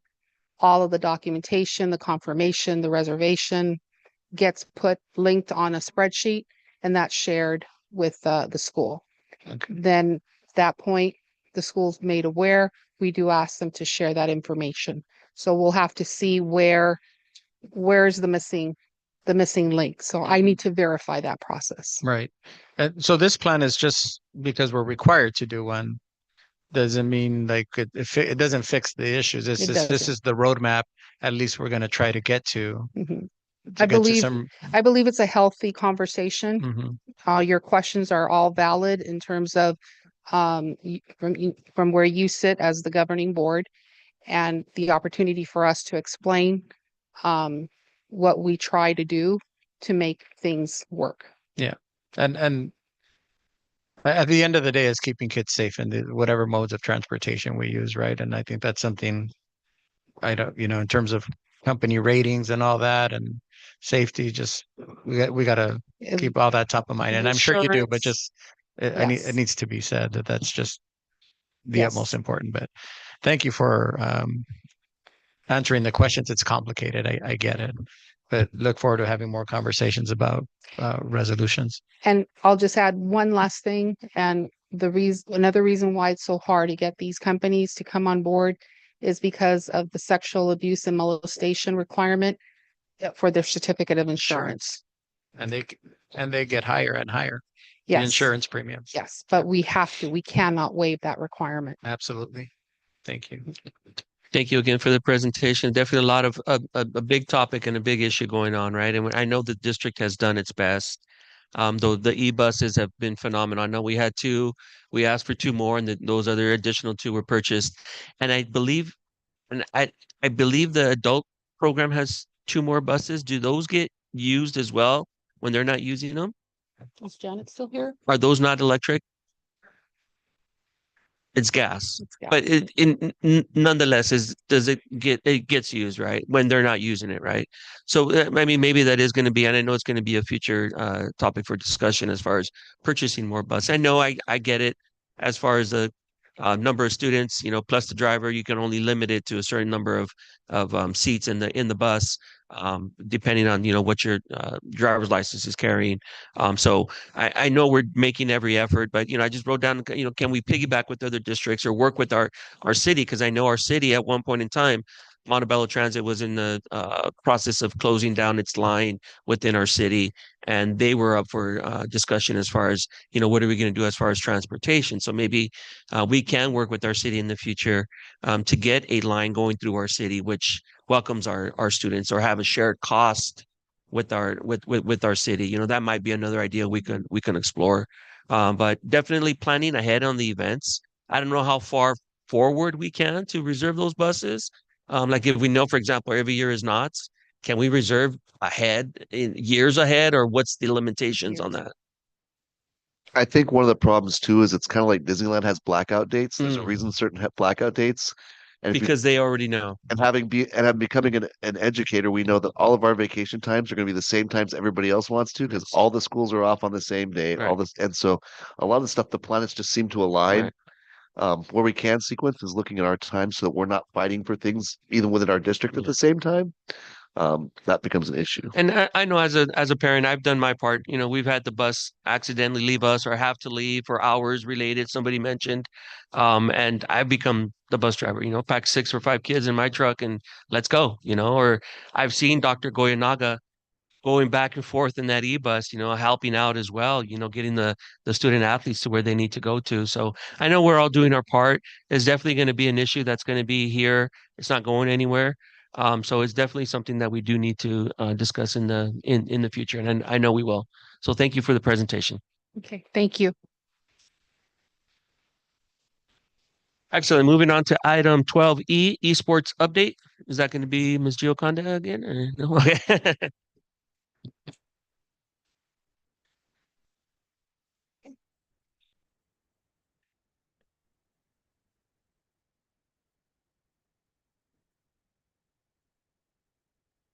Good evening, board, cabinet, community. I'm Tony Hernandez, Director of IT, and with me we have Mr. David Sermeno, Principal of Salazar, and Eric Chavino, teacher and future coach of Salazar High School. And we're excited to discuss esports. Esports is something that is kind of new in the realm of education, and we're starting to move forward with this. So esports, in a quick definition, is organized competitive gaming. And people in the audience and out in the cyber world might think, well, what the heck does gaming have to do with education? The first thing you might think of is some of the old school pictures of when we grew up. Gaming was a lot of LAN parties, kids just playing older Mario Kart, Mario World, old video games that just weren't necessarily organized. They just had a lot of time spent. As a diversion for kids. Esports now is an activity where students form teams to participate in and compete in organized gaming competitions with online and in-person spectators. And these are big leagues. I mean, kids are going national with some of these things. So why is esports in education? It involves a lot of critical thinking and problem solving, teamwork and communication, digital citizenship and safety, social and emotional skills, scholarship opportunities, and most of all, motivation. If you think now, as soon as kids grow up and they're old enough, they are handed an iPad or a phone and they're playing things like Minecraft. Minecraft is now the new Legos, right? Kids play with Legos, they learn to build things, they learn how to solve their little puzzles that they start playing with their games with. Minecraft now does that. And they actually do learn from it. Our vision as a district is to inspire learners to thrive in an ever-changing world. But that also counts for us adults, as we see that students are now, thriving and are motivated to try these things. We as adults need to consider what benefit that has for education. Careers in esports, and I could take this one from a personal level. I had no intention on getting into IT when I was younger. I wanted to be a teacher. And it wasn't until I played games and I broke my first computer that my dad said, fix it. He took me to the store and I fixed it. And from there, I gained my skills to be a technician in the field.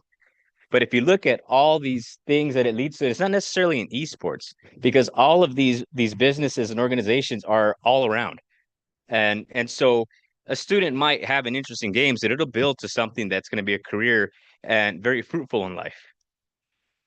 So examples of games that people play. Now, this one wouldn't be something that we play as an esports team, but World of Warcraft is the type of game where you see that groups of people come together, and each of these little characters that are right here behind this monster are all individuals who are on cyber world engaging in an activity that's very coordinated. Lots of communication. There's different roles that are played, lots of strategies that are developed, and the teams eventually will win. They keep trying, they keep winning.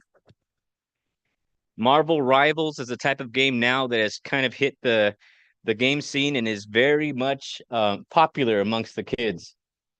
And although this looks like a comic book, that is pretty much an image of the game. Just like on World of Warcraft or any other game, you have two teams where people organize and strategize. And this is more fast paced. It's player versus player. And this is the type of environment where our students would take charge and develop their own teams and their own strategies and compete with other schools or organizations. Rocket League is something that is played like in the middle school and the high school level. It's basically soccer on the field. It's a soccer game where you're piloting cars to score goals. Interesting concept, and most of us adults might not understand it, but the kids love it. That's just what they're into. It's what they do. And then, of course, Minecraft. A lot of people know Minecraft. A lot of people have seen Minecraft. The kids know Minecraft, and they probably want you to buy tokens for them to get their gear. But that's something that you would see in an elementary level or a middle school level. But the in-game experience, team configurations, you saw that in some of the pictures, player roles, they understand and learn how to participate in the actual games, strategizing to meet the scenario objectives, communication. I know some of you have kids and you might hear your kids playing at night and they're screaming words and you might not understand what they're saying, but they know what they're saying, and it's actually taking them in the direction where they're going to win. Coordination, that's huge. But most importantly, honorable victories and valiant defeats. We always hear that kids don't know how to take a loss nowadays, and kids need to learn how to experience that. If you're going to lose, lose well. If you're going to win, win with honor. Don't rub it in somebody's face. Our graduate profile has a lot of what we saw on the previous slide. And although it takes it from a different perspective, our students will learn to become leaders, collaborators, communicators, innovators, and global citizens. We create opportunities for growth and success. This is just another avenue of that. And it's very possible. And we've seen it, although not in our district, we do see it around. We see other neighboring competitors do this. So we started with Salazar. Salazar they were ready to go. They have the funding available to do it. We upgraded one of their classrooms, which is already a lab. And the classroom is already designed with the room for the machines themselves. We have a coach, Mr. Shafino. We have 25 computers that have been purchased. They're in the warehouse. They're now in the process of being programmed and prepared. And the next steps, we have to redesign the lab. We got to make sure that the power is adequate. We got to make sure that the network lines are properly seated within the network cabinet. And then survey the students. Now, this is where I'll take a break because Mr. Shafino prepared some information. It's not on the slideshow, but if you're able to go over some of the stuff, Mr. Shafino. Thank you, board. I'll be brief. I know it's getting late, but we surveyed our students. 1 out of 4 of our students is interested in esports program at the school, whether that's an after-school program, whether that's for an elective class, and 1 out of 3 students are actually interested in a competitive team that can go out there and compete, which we've seen happen Downey has it. Palm Springs has a continuation school, alternative school that does that as well. So that interest is there with our students. Many of you guys know me. I'm very passionate teaching at Ruben Salazar High School. We teach a very unique population that I'm very motivated to be part of. They need this program. I think it's something that we can get them to drive not only with their attendance, but to drive their motivation and to drive them towards future ready programs. This is a world that's becoming a digital world. And to provide this opportunity for these students, for Ruben Salazar to lead this initiative puts us in a very unique position that myself, Mr. Sumano, we're ready for. And so we thank the board for having this initiative. I've seen firsthand what gaming could do for students, and I've seen firsthand what they could do for my own son, who's mildly autistic. My son has learned not only the solar system, dwarf planets, everything from games that we have found online. It's actually one of the things that they told us in speech and occupational therapy to do for him was to get him a tablet and do that. I've seen what it could do in the academic level for students that have autism, the students that are different, but I've also seen our own students that when we talk about them in esports and program, how excited they are for doing that. And would that help with your attendance? Would that help with motivation? Would that help with getting you thinking of the future ready programs that are out there? And the data is overwhelmingly yes. So we're excited to have that. We thank Tony and the board for that as well. Thank you. I'm just going to jump in real quick. I do want to thank board member Arlene Perez for a donation, and we're going to be using that donation to probably get some gaming chairs for our upcoming lab. What Mr. Pino says is he's right on. We're always looking for that hook for our kids, right? We have about 180 students. If we have 18 kids into that program, that's 10% of our population. And so attendance is crucial for us. So whatever hook we can get, if you come by our campus, we have our after school prep room open during lunch. If you walk in there, they have our large displays on and our kids are gaming. It just gives them a place that, it's only half an hour lunch and they're in there, they're playing, they're making contact with prep. They've competed against other continuation high schools already. We've made visits to Dexter's program. We got to see the Downey High School Warren, the competition that was amazing. So we've seen everything. We're inspired by that, and we've already made some connections so we can start having some low-level competitions. Right now, our plan for the rest of this year is just to get the lab up and running and just get kids into it. And then next year we can see if we can do our after-school part of that, and then possibly an elective moving forward. But Mr. Shapino's been great. Mr. Shapino was a presenter yesterday. Yeah, he did an amazing job for us. So we're just excited to get that going. And again, thank you, Board Member Perez, for your donation.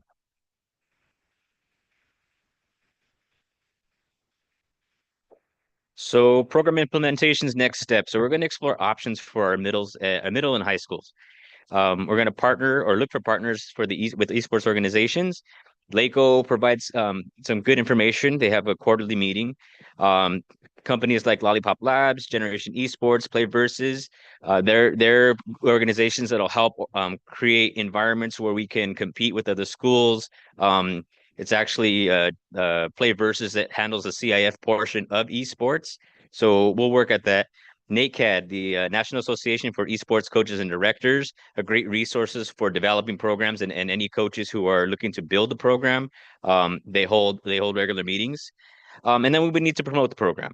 Obviously, as we expand, we would promote that with the community and showcase that. And then network with our neighboring districts so that we can provide local competitions and it doesn't require transportation. So Gio, we're not going to cost any money with busing or anything, but we will help with ADA.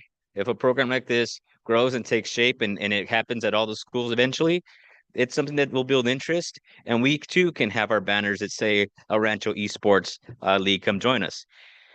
Something that I don't have on here, and it's just real brief connections with the Boys and Girls Club. They have an interest in maybe starting a team and competing in our groups. Looking at talking with Reach, they might have an interest too in having something at the elementary level. So there's interest out there, and we just need to explore it and grow it. Lastly, I leave you with something of a workable logo. Just play, learn, achieve with youth esports at the ranch coming soon. So I don't have a question slide, but any questions?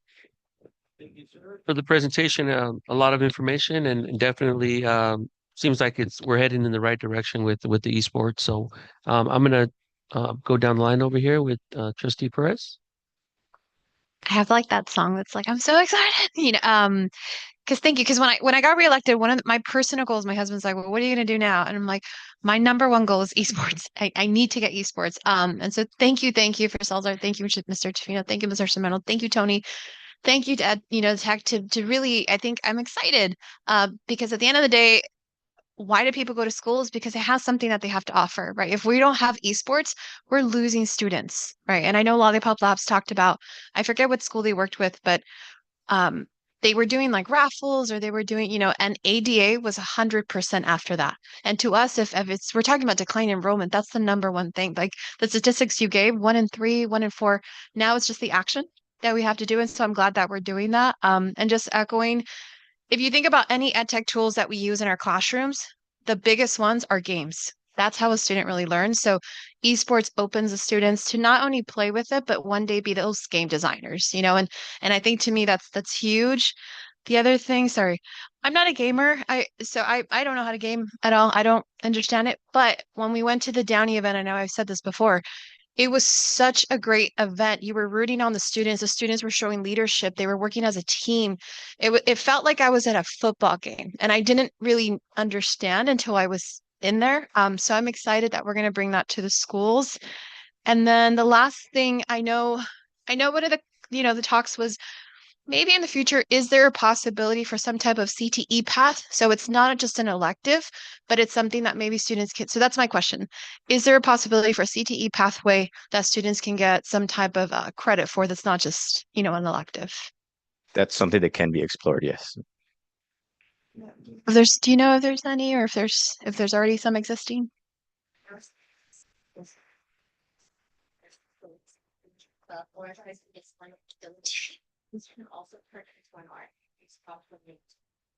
Okay, so that would be if we could turn into a CTE pathway where students, and specifically I'm thinking Salazar because that was the biggest thing students told us. They need more CTE pathways. So, whether it's social media, whether it's the arts, whatever it is, I hope that we do one day turn it into a pathway so that students can get ready. So thank you to the team. Trustee Saavedra? I love the acronym, play ER. Like now I can always remember. I can't wait. Board versus cabinet. When are we gonna have that There we go. competition? And Mario Kart, right? yes, or Rocket League. Rocket League. Atari. Um, I'm so happy for all the work that you guys have put into this. Trustee Perez, for your work. For man, I just honestly, presentations don't often leave me speechless, but I've been waiting for an update on this. And so I'm so glad, because the thing about El Rancho, and I always try to tell people, there's a place for everybody. And I feel that this will very, very quickly become a place for a lot of students that need that extra support. And when they shut everybody else out, and when you think your kids shut you out of their room, guess what? At least they're socializing with their friends. I can hear my kids sometimes yelling, and your only kid wants to go for it. So thank you guys, and whatever the board can do, let's do it. And I'm waiting for that game. Trustee Mejia? Thank you so much for the presentation. It's really exciting, and thank you for leading the way, right? And I love the logo. Mr. Shafino, thank you for always being so passionate for our students. Same as you, Mr. Semeno. Always, you guys go above and beyond. Always, Mr. Hernandez. You're doing a great job with this. And also Trustee Perez, thank you for, continuing to advocate for this to come in. I did attend a CTE conference, Sacramento 2 weeks ago, and yes, there is pathways for sure. So very excited to see this coming, for our students. Like I said, you're leading the way, and then it'll continue, throughout the other schools as well. Thank you. Trustee LaFarga? Yeah, thank you so much for the presentation. I'm gonna have to talk to my boys about the communication that comes out of their room, because as you described it here, is not what I'm hearing. So they could have used the course at Salazar. Just a couple of reactions. I know we're talking about growing and funding, right? The Boys and Girls Club, because you mentioned, could be a good medium to solicit funding for the school, because they're already a partner.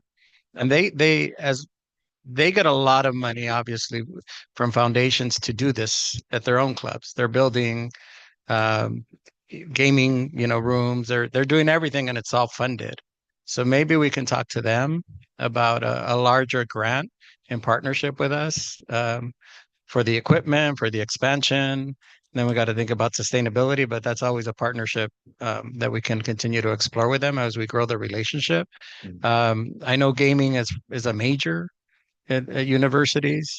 So, our kids can make a career out of this, or they can go into Plenty of scholarships. plenty of scholarships, right? I mean, the wave of the future for these kids, and they're interested. And so the more we can provide and nurture that interest, the better. But just excited. Thank you, Trustee Perez, for bringing this forward. And I think, yeah, we can do a lot more, but in partnership. So, we can find the resources to grow and sustain. Thank you for a great presentation. My kids love to sleep talk, and when they do, they're screaming out loud, I got you, watch your back, watch your back. No, no, no, I'm out, I'm out. I hear all of this, and it's definitely something I think we can all agree it's we've come a long way. It used to be marbles and see who can jump the most kids on a ramp with their dirt bike, in the street at night. We definitely come a long way. Esports is $1 billion industry, right? So why not get these kids ready? We talk about we're getting them ready for their future. Why not get them ready? So I think we're definitely going in the right way. So thank you again very much for the presentation. Can I ask one more? Yes. In terms of interest, what are we seeing in terms of boys and girls and the interest? And are we seeing it's even? Oh, that's great to hear. That's great. And as we visit other places, that's kind of the same thing. There's That's what you're actually seeing? girls involved too. Awesome. That's great to hear. Thank you. So, and before I leave, I have to introduce Garrett, who's been very interested and been advocate for the program. He's done great for us to succeed. So thank you all and have a great night. We know you have it on your screen right now, by the way. Excellent. Thank you. Moving on to item number 13, public hearing. Item A, public hearing, El Rancho Federation of Teachers, proposed items for negotiations with the El Rancho Unified School District for the 2024 through 2025 school year. I'm going to go ahead and start the meeting. It is now 9:11. Do we have any comments? Hearing none. Go ahead and end the meeting at 9:11. The hearing. Thank you, Trustee. Moving on to item number 14, comments and reports by the superintendent and cabinet. Thank you very much. And well, a lot of information there in those 5 presentations. And so great things happening here at El Rancho. And I really can't believe it's already March. I mean, we're moving along very, very fast and lots of things are happening right now. So last week, one of the things we report, and it was mentioned earlier by one of the Salazar students, the State of the Schools event was our first State of the Schools event that we've had. And it was wonderful to see all the community members be part of that, educational partners, and really highlight the work that's happening here at El Rancho. And I also was mentioned earlier was yesterday we had a professional development day, and it was really wonderful because it was not just teachers. We had classified staff. We had different at different sites, different people, our secretaries and clerks all had some training, and it was intended to be very relevant. And actually, one of the people that was involved in really leading the path on making this happen was Jasmine Diaz Chavez. So I'd like her to talk a little bit. Let's give a round of applause and if she can talk a little bit about the various events. Thank you, Dr. Villegas. And I'd like to thank a slew of people after this. But so the tech rodeo really it originated from the idea, a conversation with Mr. Hernandez, where we said we have all this technology that we purchase, whether it's hardware or software, but we don't do a good enough job of training our teachers. And so sometimes we're not using the most of it. So we decided we needed to do 2 things. Everybody needed to learn our AI policy and both the compliance piece, but also the creativity piece. So at that point, we started bringing in administrators to talk about how are your teachers using some of the AI that we're already integrated and approved in our district, like back to school, brisk, that kind of thing. The other session is we wanted all our teachers to know how to use these beautiful new boards. So we said everybody has to take those 2 sessions. After that, we just kind of started adding ideas. What about this? What about that? What are other programs that we have? And so we asked our staff, choose 4 sessions. We're going to try to get you 2 out of those 4. We built a whole new school, right, Tony? We built a whole new school. We entered all the course requests. All of them became students. The presenters became teachers, and we created a master schedule. So beyond the AI and the Bloom boards, we had Go Guardian, Beamios, Microsoft Surface, Canva, Tech Self-Help, Screencastify, Read Write, Kami, Sabers, and Desmos. So all those sessions were going on. We also wanted to make it fun, so we created a theme. Some of us went a little further than others with the theme, but it was all in good fun. And we also were able to get some of our partners like Illuminate, our construction partners, the city, Boys and Girls Club. I'm leaving some people out, La Salsa, Chuck E. Cheese, who donated prizes to our teachers. So we were able to create raffles after every session, and then grand prizes like Disney tickets from Imagine Learning, a Yeti cooler from Kaya, and then we also had from Samsung some speakers. So we were able to make it fun, but all of that takes a lot of work. So if I could just indulge me for a second, educational services in the IT department, everybody did some, whether it was building bags, transporting things, troubleshooting, amazing. Ms. Dora Soto Delgado and Sonia were going up and down the halls, checking people in. I want to thank our presenters. So for admin, it was Mr. Goyanaga, Dr. Ventura, Dr. Kynes, Ms. Melgar, and Ms. Redding. And our teachers really stepped up and said, let me show you what I do. So to Ms. Christina Mata, Eric Trafino, Veronica Persona, Edwin Pizzano, Laura Odell, Tor Ormseth, Edna Tristan, Summer Party, Sandra Robles, and Driel Brown. Thank you. And then lastly, we had some people that were behind the scenes working, like Miss Kat Adame, April Liel, Ariana Liel Robles, her daughter, who did all our decorations. Our community liaisons were amazing. And then all the other administrators that helped facilitate the sessions, and our ERHS custodians who turned the gym around for us overnight. So thank you to everybody. It was a great event, and even here at North Park, we had our separately. We had instructional aides here that got customized training for the various things that they do. And at DO2, we had our facilities and staff and custodians also participating in an array of training. So there was a lot of training happening all over our district. So we're very proud of the work that was happening. Also, summer school that's coming up. We start thinking about that, and if we recall, summer school's been short. I mean, it's been as short as 9 days and 15 days, and we were talking about how it needed to be longer, and in order to make an impact, it has to be longer. So we worked really hard to increase that. So we're looking at a summer school that's 18 days this summer, and so Ms. Castañon has been working to make that happen, and so she's going to share about what that's going to look like.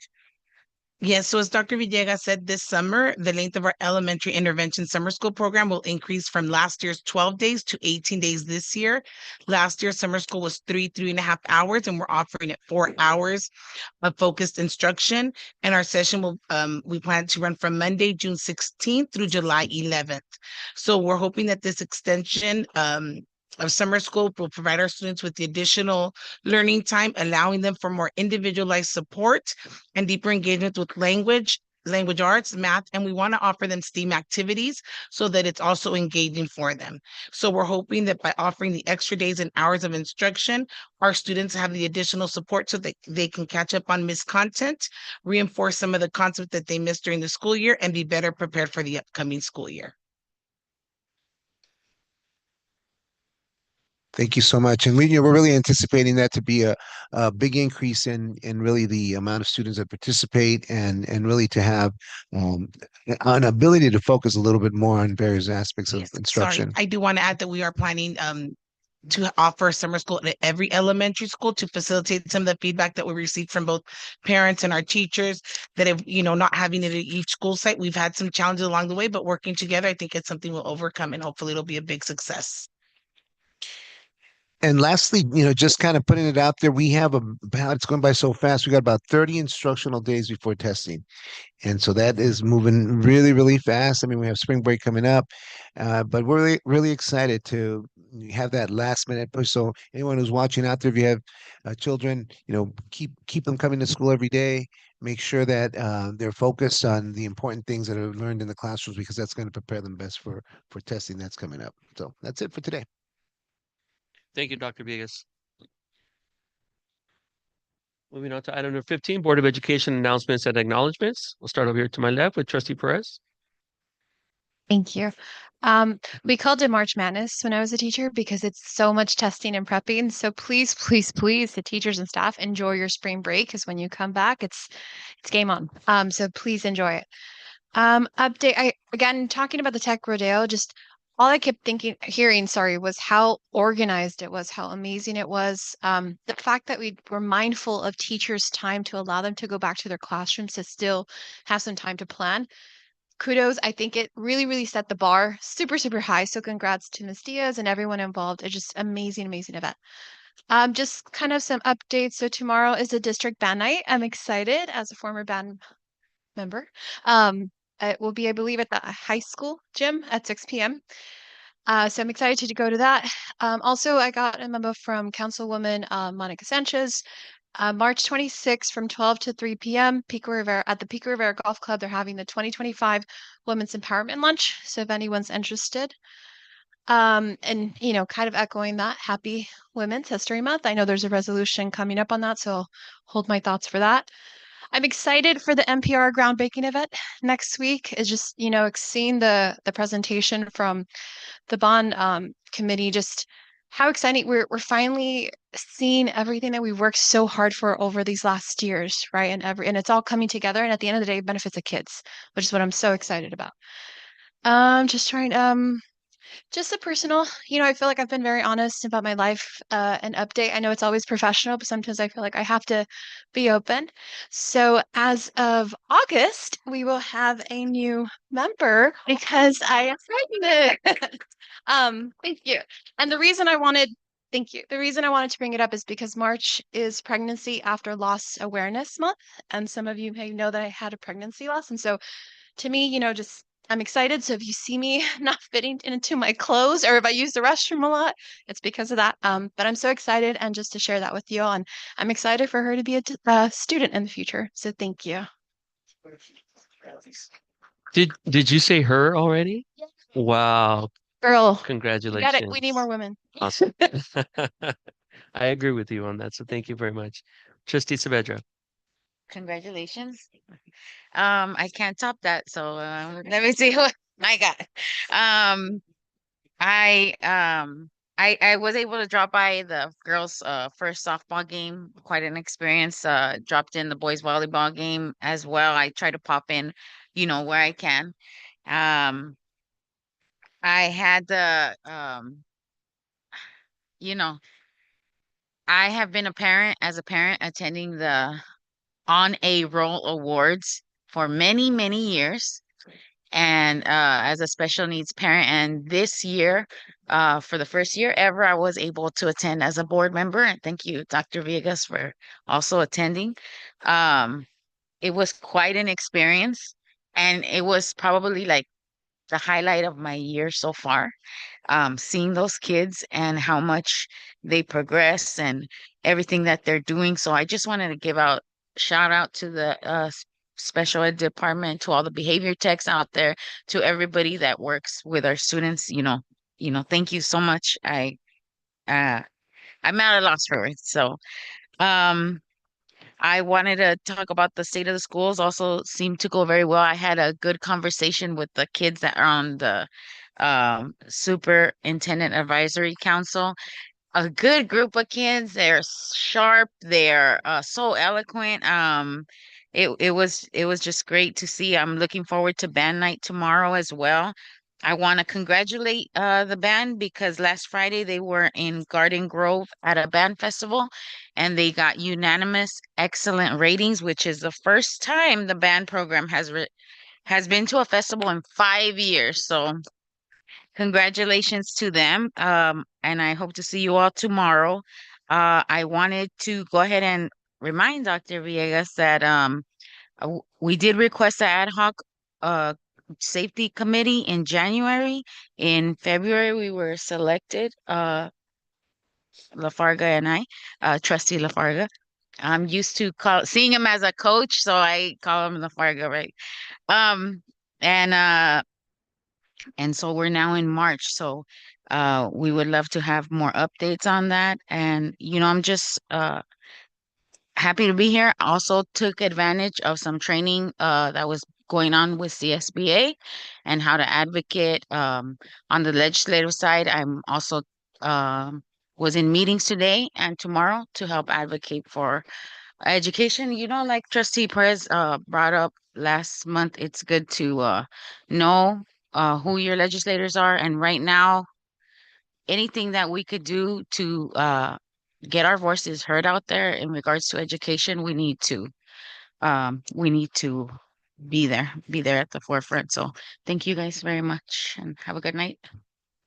Trustee Mejia. Thank you. Arlene, again, congrats. Arlene, who runs the world? Girls. So I had the pleasure of reading at Valencia Elementary for Read Across America. I read Green Eggs and Ham, the classic. It was so fun. These little they filled my cup, and they just remind you of why we're here, and it's just wonderful. I just want to say kudos to all the schools. They're doing wonderful things for the Read Across America. Looking forward to attending Rivera Elementary next week, and yeah, it's just wonderful. Do want to say kudos again for the state of the schools, IT department, everyone hands on deck. It was a great event. I think the biggest thing that I liked was just the students, Maya, James, Phoenix, Dorian. They did wonderful. I mean, it was great.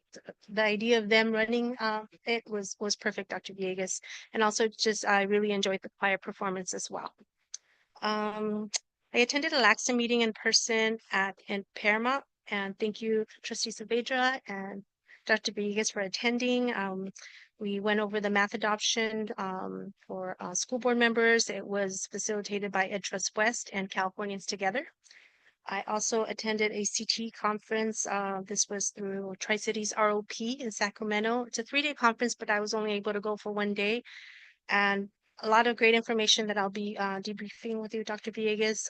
Some of the things that I really focused on or that caught my eye was as far as having that articulation throughout the grade levels, at the elementary awareness, at the middle school exploration, and at the high school preparation. The keynote speaker for that first day was Jose Hernandez, astronaut. I know that he's been to El Rancho before, but just hearing his story all over again and where he's at now in life, very inspirational.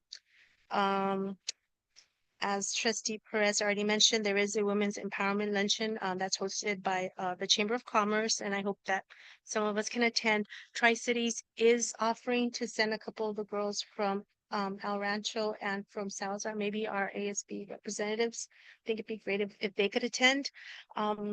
Wanted to share that there is going to be LAXTA virtual meeting on March 17th, and we will be reviewing legislative advocacy again and school budgets. And want to say thank you for our tech goodie bag. It's great, and just wanted to congratulations on such engaging professional development that you provided for our teachers. And I hope that this is an annual event. I know it was a lot of work, but I know it was a lot of work, but you know what? It's gonna help our students.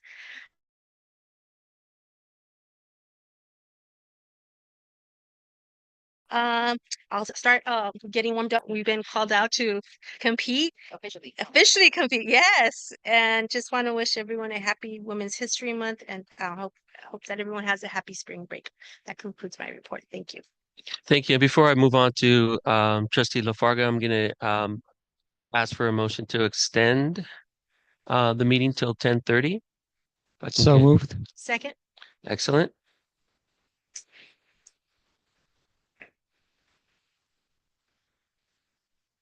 And I'll go ahead and take a consensus. All in favor? Aye. And none opposed. We'll go ahead and continue with the meeting. Motion passes 5-0. We'll continue with the meeting. Trustee LaFarga. I want to echo the same sentiments of State of the Schools. It was a great event. We should all be very proud of our district and the work that we're doing and the accomplishments we're having. And my biggest takeaway is the students, because it was student led.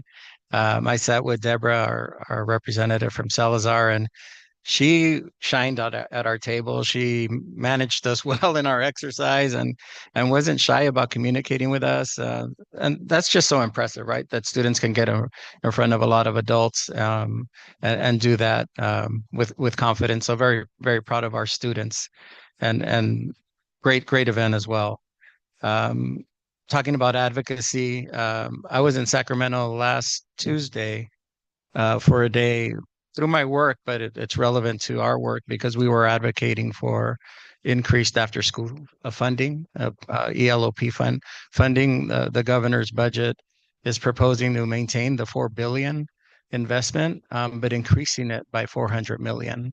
And one of the things we were advocating for was for that money to touch older students. Right now, it's focused primarily on elementary kids and some middle, but the majority, I think 2% of the money affects benefit older children.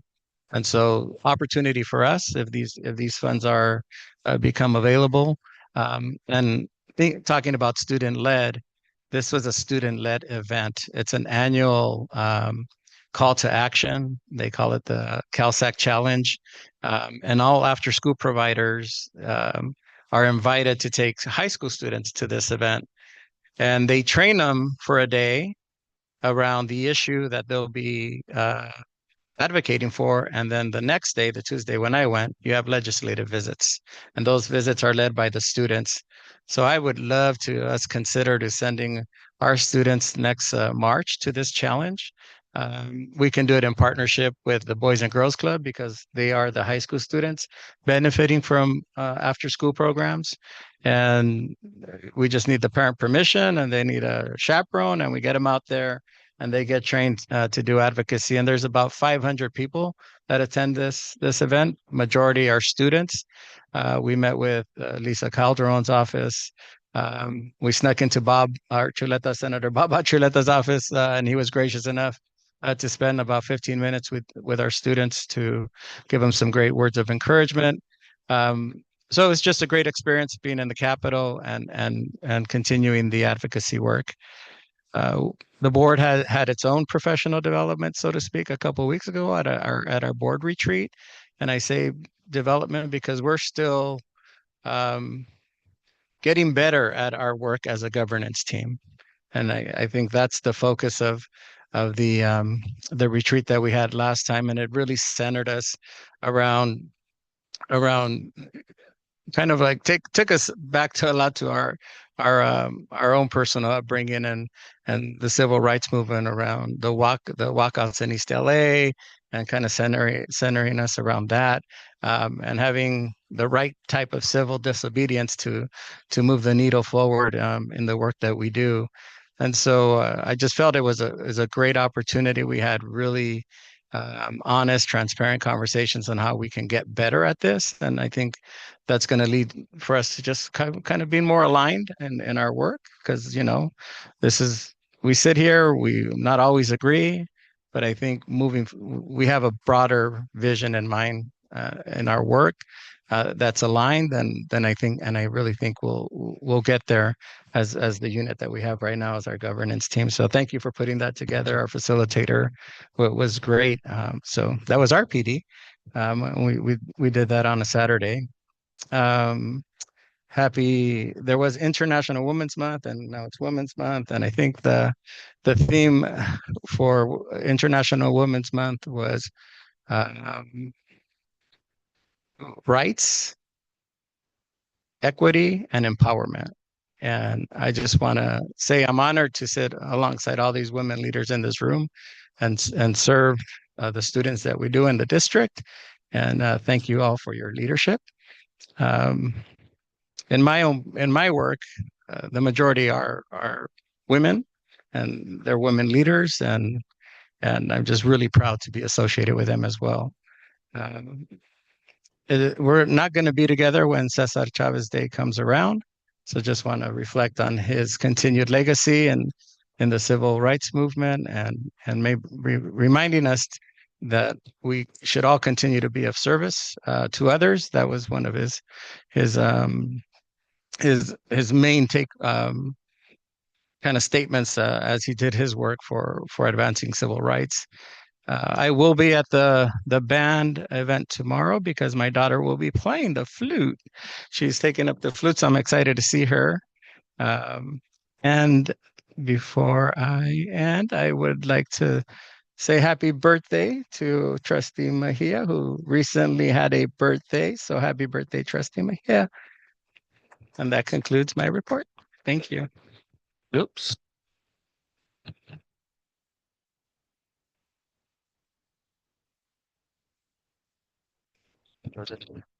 There we go. I'll be brief. I would like to congratulate Coach Melissa Lescano for winning Coach of the Year. Second time in a row, very unheard of.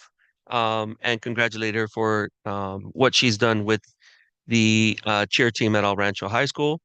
Very unfortunate we're going to be losing her, but she has set a very high bar for the next coach that is coming in, being two-time CIF champ, two-time state champ, and two-time nationals champ. So very heartfelt congratulations to Coach Missy Lozano. I did attend the Laverne MOU at El Rancho High School with Dr. Villegas and some of the staff members at El Rancho High School. It was a great event. They had Laverne staff on site taking the application and getting an answer right back to the students right then and there. My daughter was being one of them. She did apply and we did receive the answer. And we just received my wife received a phone call of acceptance. So she's very excited that that would be one of her choices going to Laverne. So I think it's a very good program. So thank you very much for setting that up, Dr. Vegas. Good luck to all the sports that are going on right now, the team sports. I know we got a lot going on with track, baseball, softball. What other sports? We have volleyball, boys volleyball, and we have tennis going on as well. So good luck to all sports. It is being International Women's Month. I couldn't think of a greater person to celebrate a birthday on the same month than Trustee Mejia. So happy birthday to you. And my last thing is I hope everybody enjoys their Easter break. So thank you very much.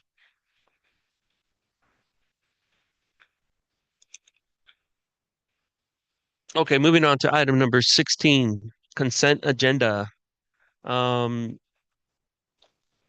Do we have anything on the consent agenda first and foremost? I would like to pull one item. Yes. 16E21. 16E21, okay.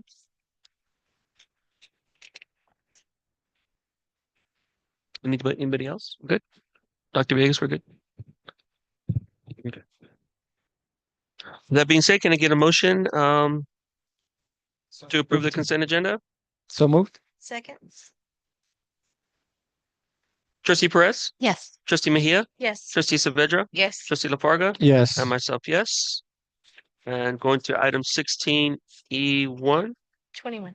Oh, 21. I'm sorry. 16E21. I'll move the item. We need a second. Can I get a second? Second. Moved by Mejia and second. Yes. Discussion? Yes, thank you.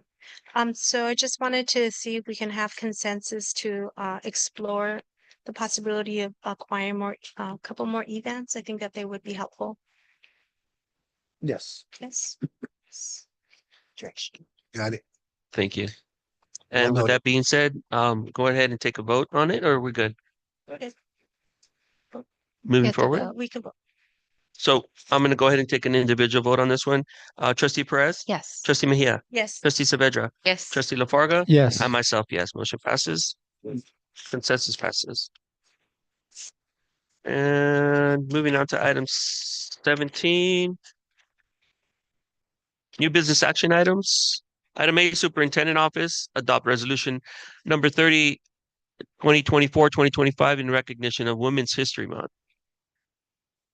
Yes, thank you for that. And so, actually, it's been said, this is such a important month, so many wonderful leaders in our profession and just throughout the world that have done so many great things for our world, our country, and to say a few words, Dora is going to lead us in a little bit about this resolution. Yes, thank you so much. And thank you for this honor of presenting to you this evening for approval, resolution number 30, 2425, which honors Women's History Month, a time to celebrate the contributions of women in history, culture, and society. Recognized in March since 1987, this month acknowledges the achievements of trailblazing women such as Sojourner Truth, Abigail Adams, Susan B. Anthony, Clara Barton, Ruth Bader Ginsburg, and Harriet Tubman, just to name a few. We have a lot more as we recognize some of the women that are even sitting here today, right? Leaders who fought for equality, justice, and women's rights. Despite historical hardships, exclusions, and discrimination, women have strived and sacrificed for equity and equality in communities across the country, continuing to break barriers and advocate for progress. This resolution highlights the ongoing fight for equity, particularly for girls of color who still face systemic challenges, and it calls on all individuals to uplift and support the women in their lives, challenge gender biases, and work towards a more just and inclusive society where every woman and girl can achieve her full potential. This resolution serves as both a tribute to the past and a commitment to a future of true gender equity. Excellent. Yes, go ahead. I'll go ahead and start over here with Trustee Perez. I just wanted to make a comment. The district's already because when I read there's still progress that needs to be made, right? Echoing that, and I just want to highlight like the things that we already are doing. The Girls Who Code is huge, right? It's about 20 to 25 students at the schools, and it's getting girls involved in STEM and girls that, the teacher was saying that may not have felt as comfortable, but because it's all girls, they get to hang out with their friends, they get to code. And to me, that just brings me so excitement because in my team, I'm probably 4 out of like 40 plus men and Latinas, even I think there's 2 of us. And so to me, it just excites me that the district's already taking steps to help with that inequities. And I love the question. I don't know if it was Mr. Lafarga, about the esports, the interest, making sure that there's girls on those teams. So it just makes me so happy that this district is already preparing that for the future. So I just wanted to echo that and thank you for everything. Think any of the board members have any comments? With that being said, can I get a motion? Second. Moved by Lafarga, second by Saavedra. Trustee Perez? Yes. Trustee Mejia? Yes. Trustee Saavedra? Yes. Trustee Lafarga? Yes. And myself, yes. Thank you. Motion passes 5-0. Number 2, adoption resolution 31, 2024, 2025 in recognition of Cesar Chavez Day. Thank you. And as good luck would have it, this year we have actually on his birthday is going to be our holiday. So what we actually it lands on the actual day. And so Mr. Cochran is actually going to share a few words about Cesar Chavez. Hello, we bring forth tonight resolution number 31-2425. Cesar Chavez Day is a time honor the life and legacy of our significant and influential leader in American history. Celebrated annually on March 31st, this day recognizes the remarkable achievements of Cesar Chavez, a civil rights and labor activist who dedicated his life to improve the lives of farm workers. Chavez co-founded the United Farm Workers Union and led historic strikes, boycotts, and marches to secure better wages, working conditions, and labor rights for agricultural workers, many of whom were marginalized and disenfranchised. His efforts helped bring national attention to the struggles faced by farm workers, while also promoting the broader fight for social justice, equality, and human dignity. Cesar Chavez Day serves as a reminder of his unwavering commitment to improving the lives of working people and his enduring influence on labor movements, human rights, and advocacy for all those striving for a fair and just society. As such, the El Rancho Unified School District would like to recognize the life and work of Cesar Chavez with this resolution and the holiday on his birthday of the 31st. Thank you, sir. Any comments from the board? Fun fact, I met his grandson in Sacramento, Anthony Chavez. He's part of statewide coalition convening a lot of the after school folks to advocate, and he looks just like his grandfather, and it was almost like meeting Latino royalty. We didn't know until somebody, oh, you're, you know. Anyway, fun fact. Thank you so much. And how can we not move on with being Women's History Month without recognizing Miss Dolores Huerta also, who was very instrumental in these in what Cesar Chavez did as well. So can I get a motion? Second. Fana and Ms. Perez. Um, Trustee Perez. Yes. Trustee Mejia. Yes. Trustee Saavedra. Yes. Trustee Lafarga. Yes. And myself, yes. Motion passes 5-0. Approve item 17.3. Approve an attendee to the California School Boards Association Coast to Coast Federal Advocacy event in Washington, D.C. So I could just say a little bit about that. As has been said, I think throughout the evening, the importance of advocacy. We're in a special time in education where we need to be able to tell our story and the importance of the public education and funding and how that's connected. And so in previous meeting we talked about possibly three board members going, and then we kind of we're going with two. We have up to three, but what we are requesting the board to consider is for there to be kind of a happy medium. There's one board member who was willing to go and actually passionate, but in terms of saving some money to the district, for the district only to pay for the airfare is what's being considered, and then the rest of it, the balance of that would be paid out of pocket and by the actual trustee that is intended to go. And that was by request. So I'm putting that forth as a kind of a special project as a means of demonstrating that we're looking for ways that we can save money for the district. Thank you. Any questions, comments? Yes. So the conference will be paid by the board member as well? Yes. So the understanding of that one would be that the board member wish to pay for conference. Okay. With that being heard, no further. I'm sorry.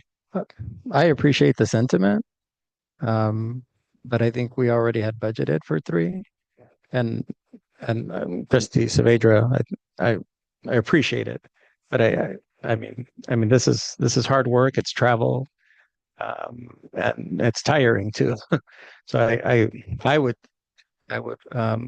propose that the district cover the costs, but that's my stance. And you're correct that we have budgeted for three, and so that the fiscal impact would we've already budgeted that into whatever cost would mean. So I believe we would need to get a second motion or a new motion, because this one is for something else, correct? I would like to, I don't know if it was in the, I would like to move and amend the friendly amendment of the proposed travel to the coast to coast for the district to cover the entire costs of the travel for Trustee Saavedra. I'll second. Okay, got a motion on the floor and a second motion on the floor by Trustee Lafarga and a second by Trustee Perez. With that being said, we'll go ahead and take it to a vote. No further discussion.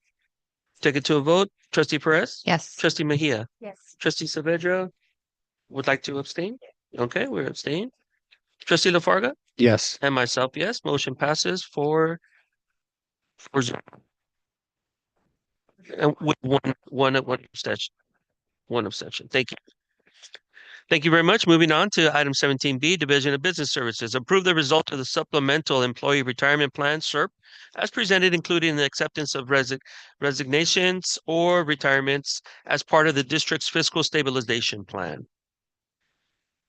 So this is one that I think we've talked about for some time now, and I think the importance of it, and in many ways, it really is a win-win for our employees and for our district.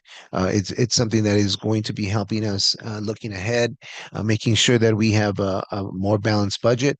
And I really think the partnership that we've had with our labor unions has really made this a very powerful possibility. Thank you so much. With that being said, no further discussion. Good. Do I need a motion? Yes. So moved. Second. Got a first by trustee Mejia and a second by trustee Perez. That being said, we'll go ahead and take it to a vote. And see no further discussion. Trustee Perez? Yes. Trustee Mejia? Yes. Trustee Saavedra? Yes. Trustee LaFarga? Yes. And myself, yes. Motion passes 5-0. Item C, Division of Human Resources. C1, approve ratified temporary certified management contract for interim school administrator. Good. With no discussion, can I get a motion? So moved. Second.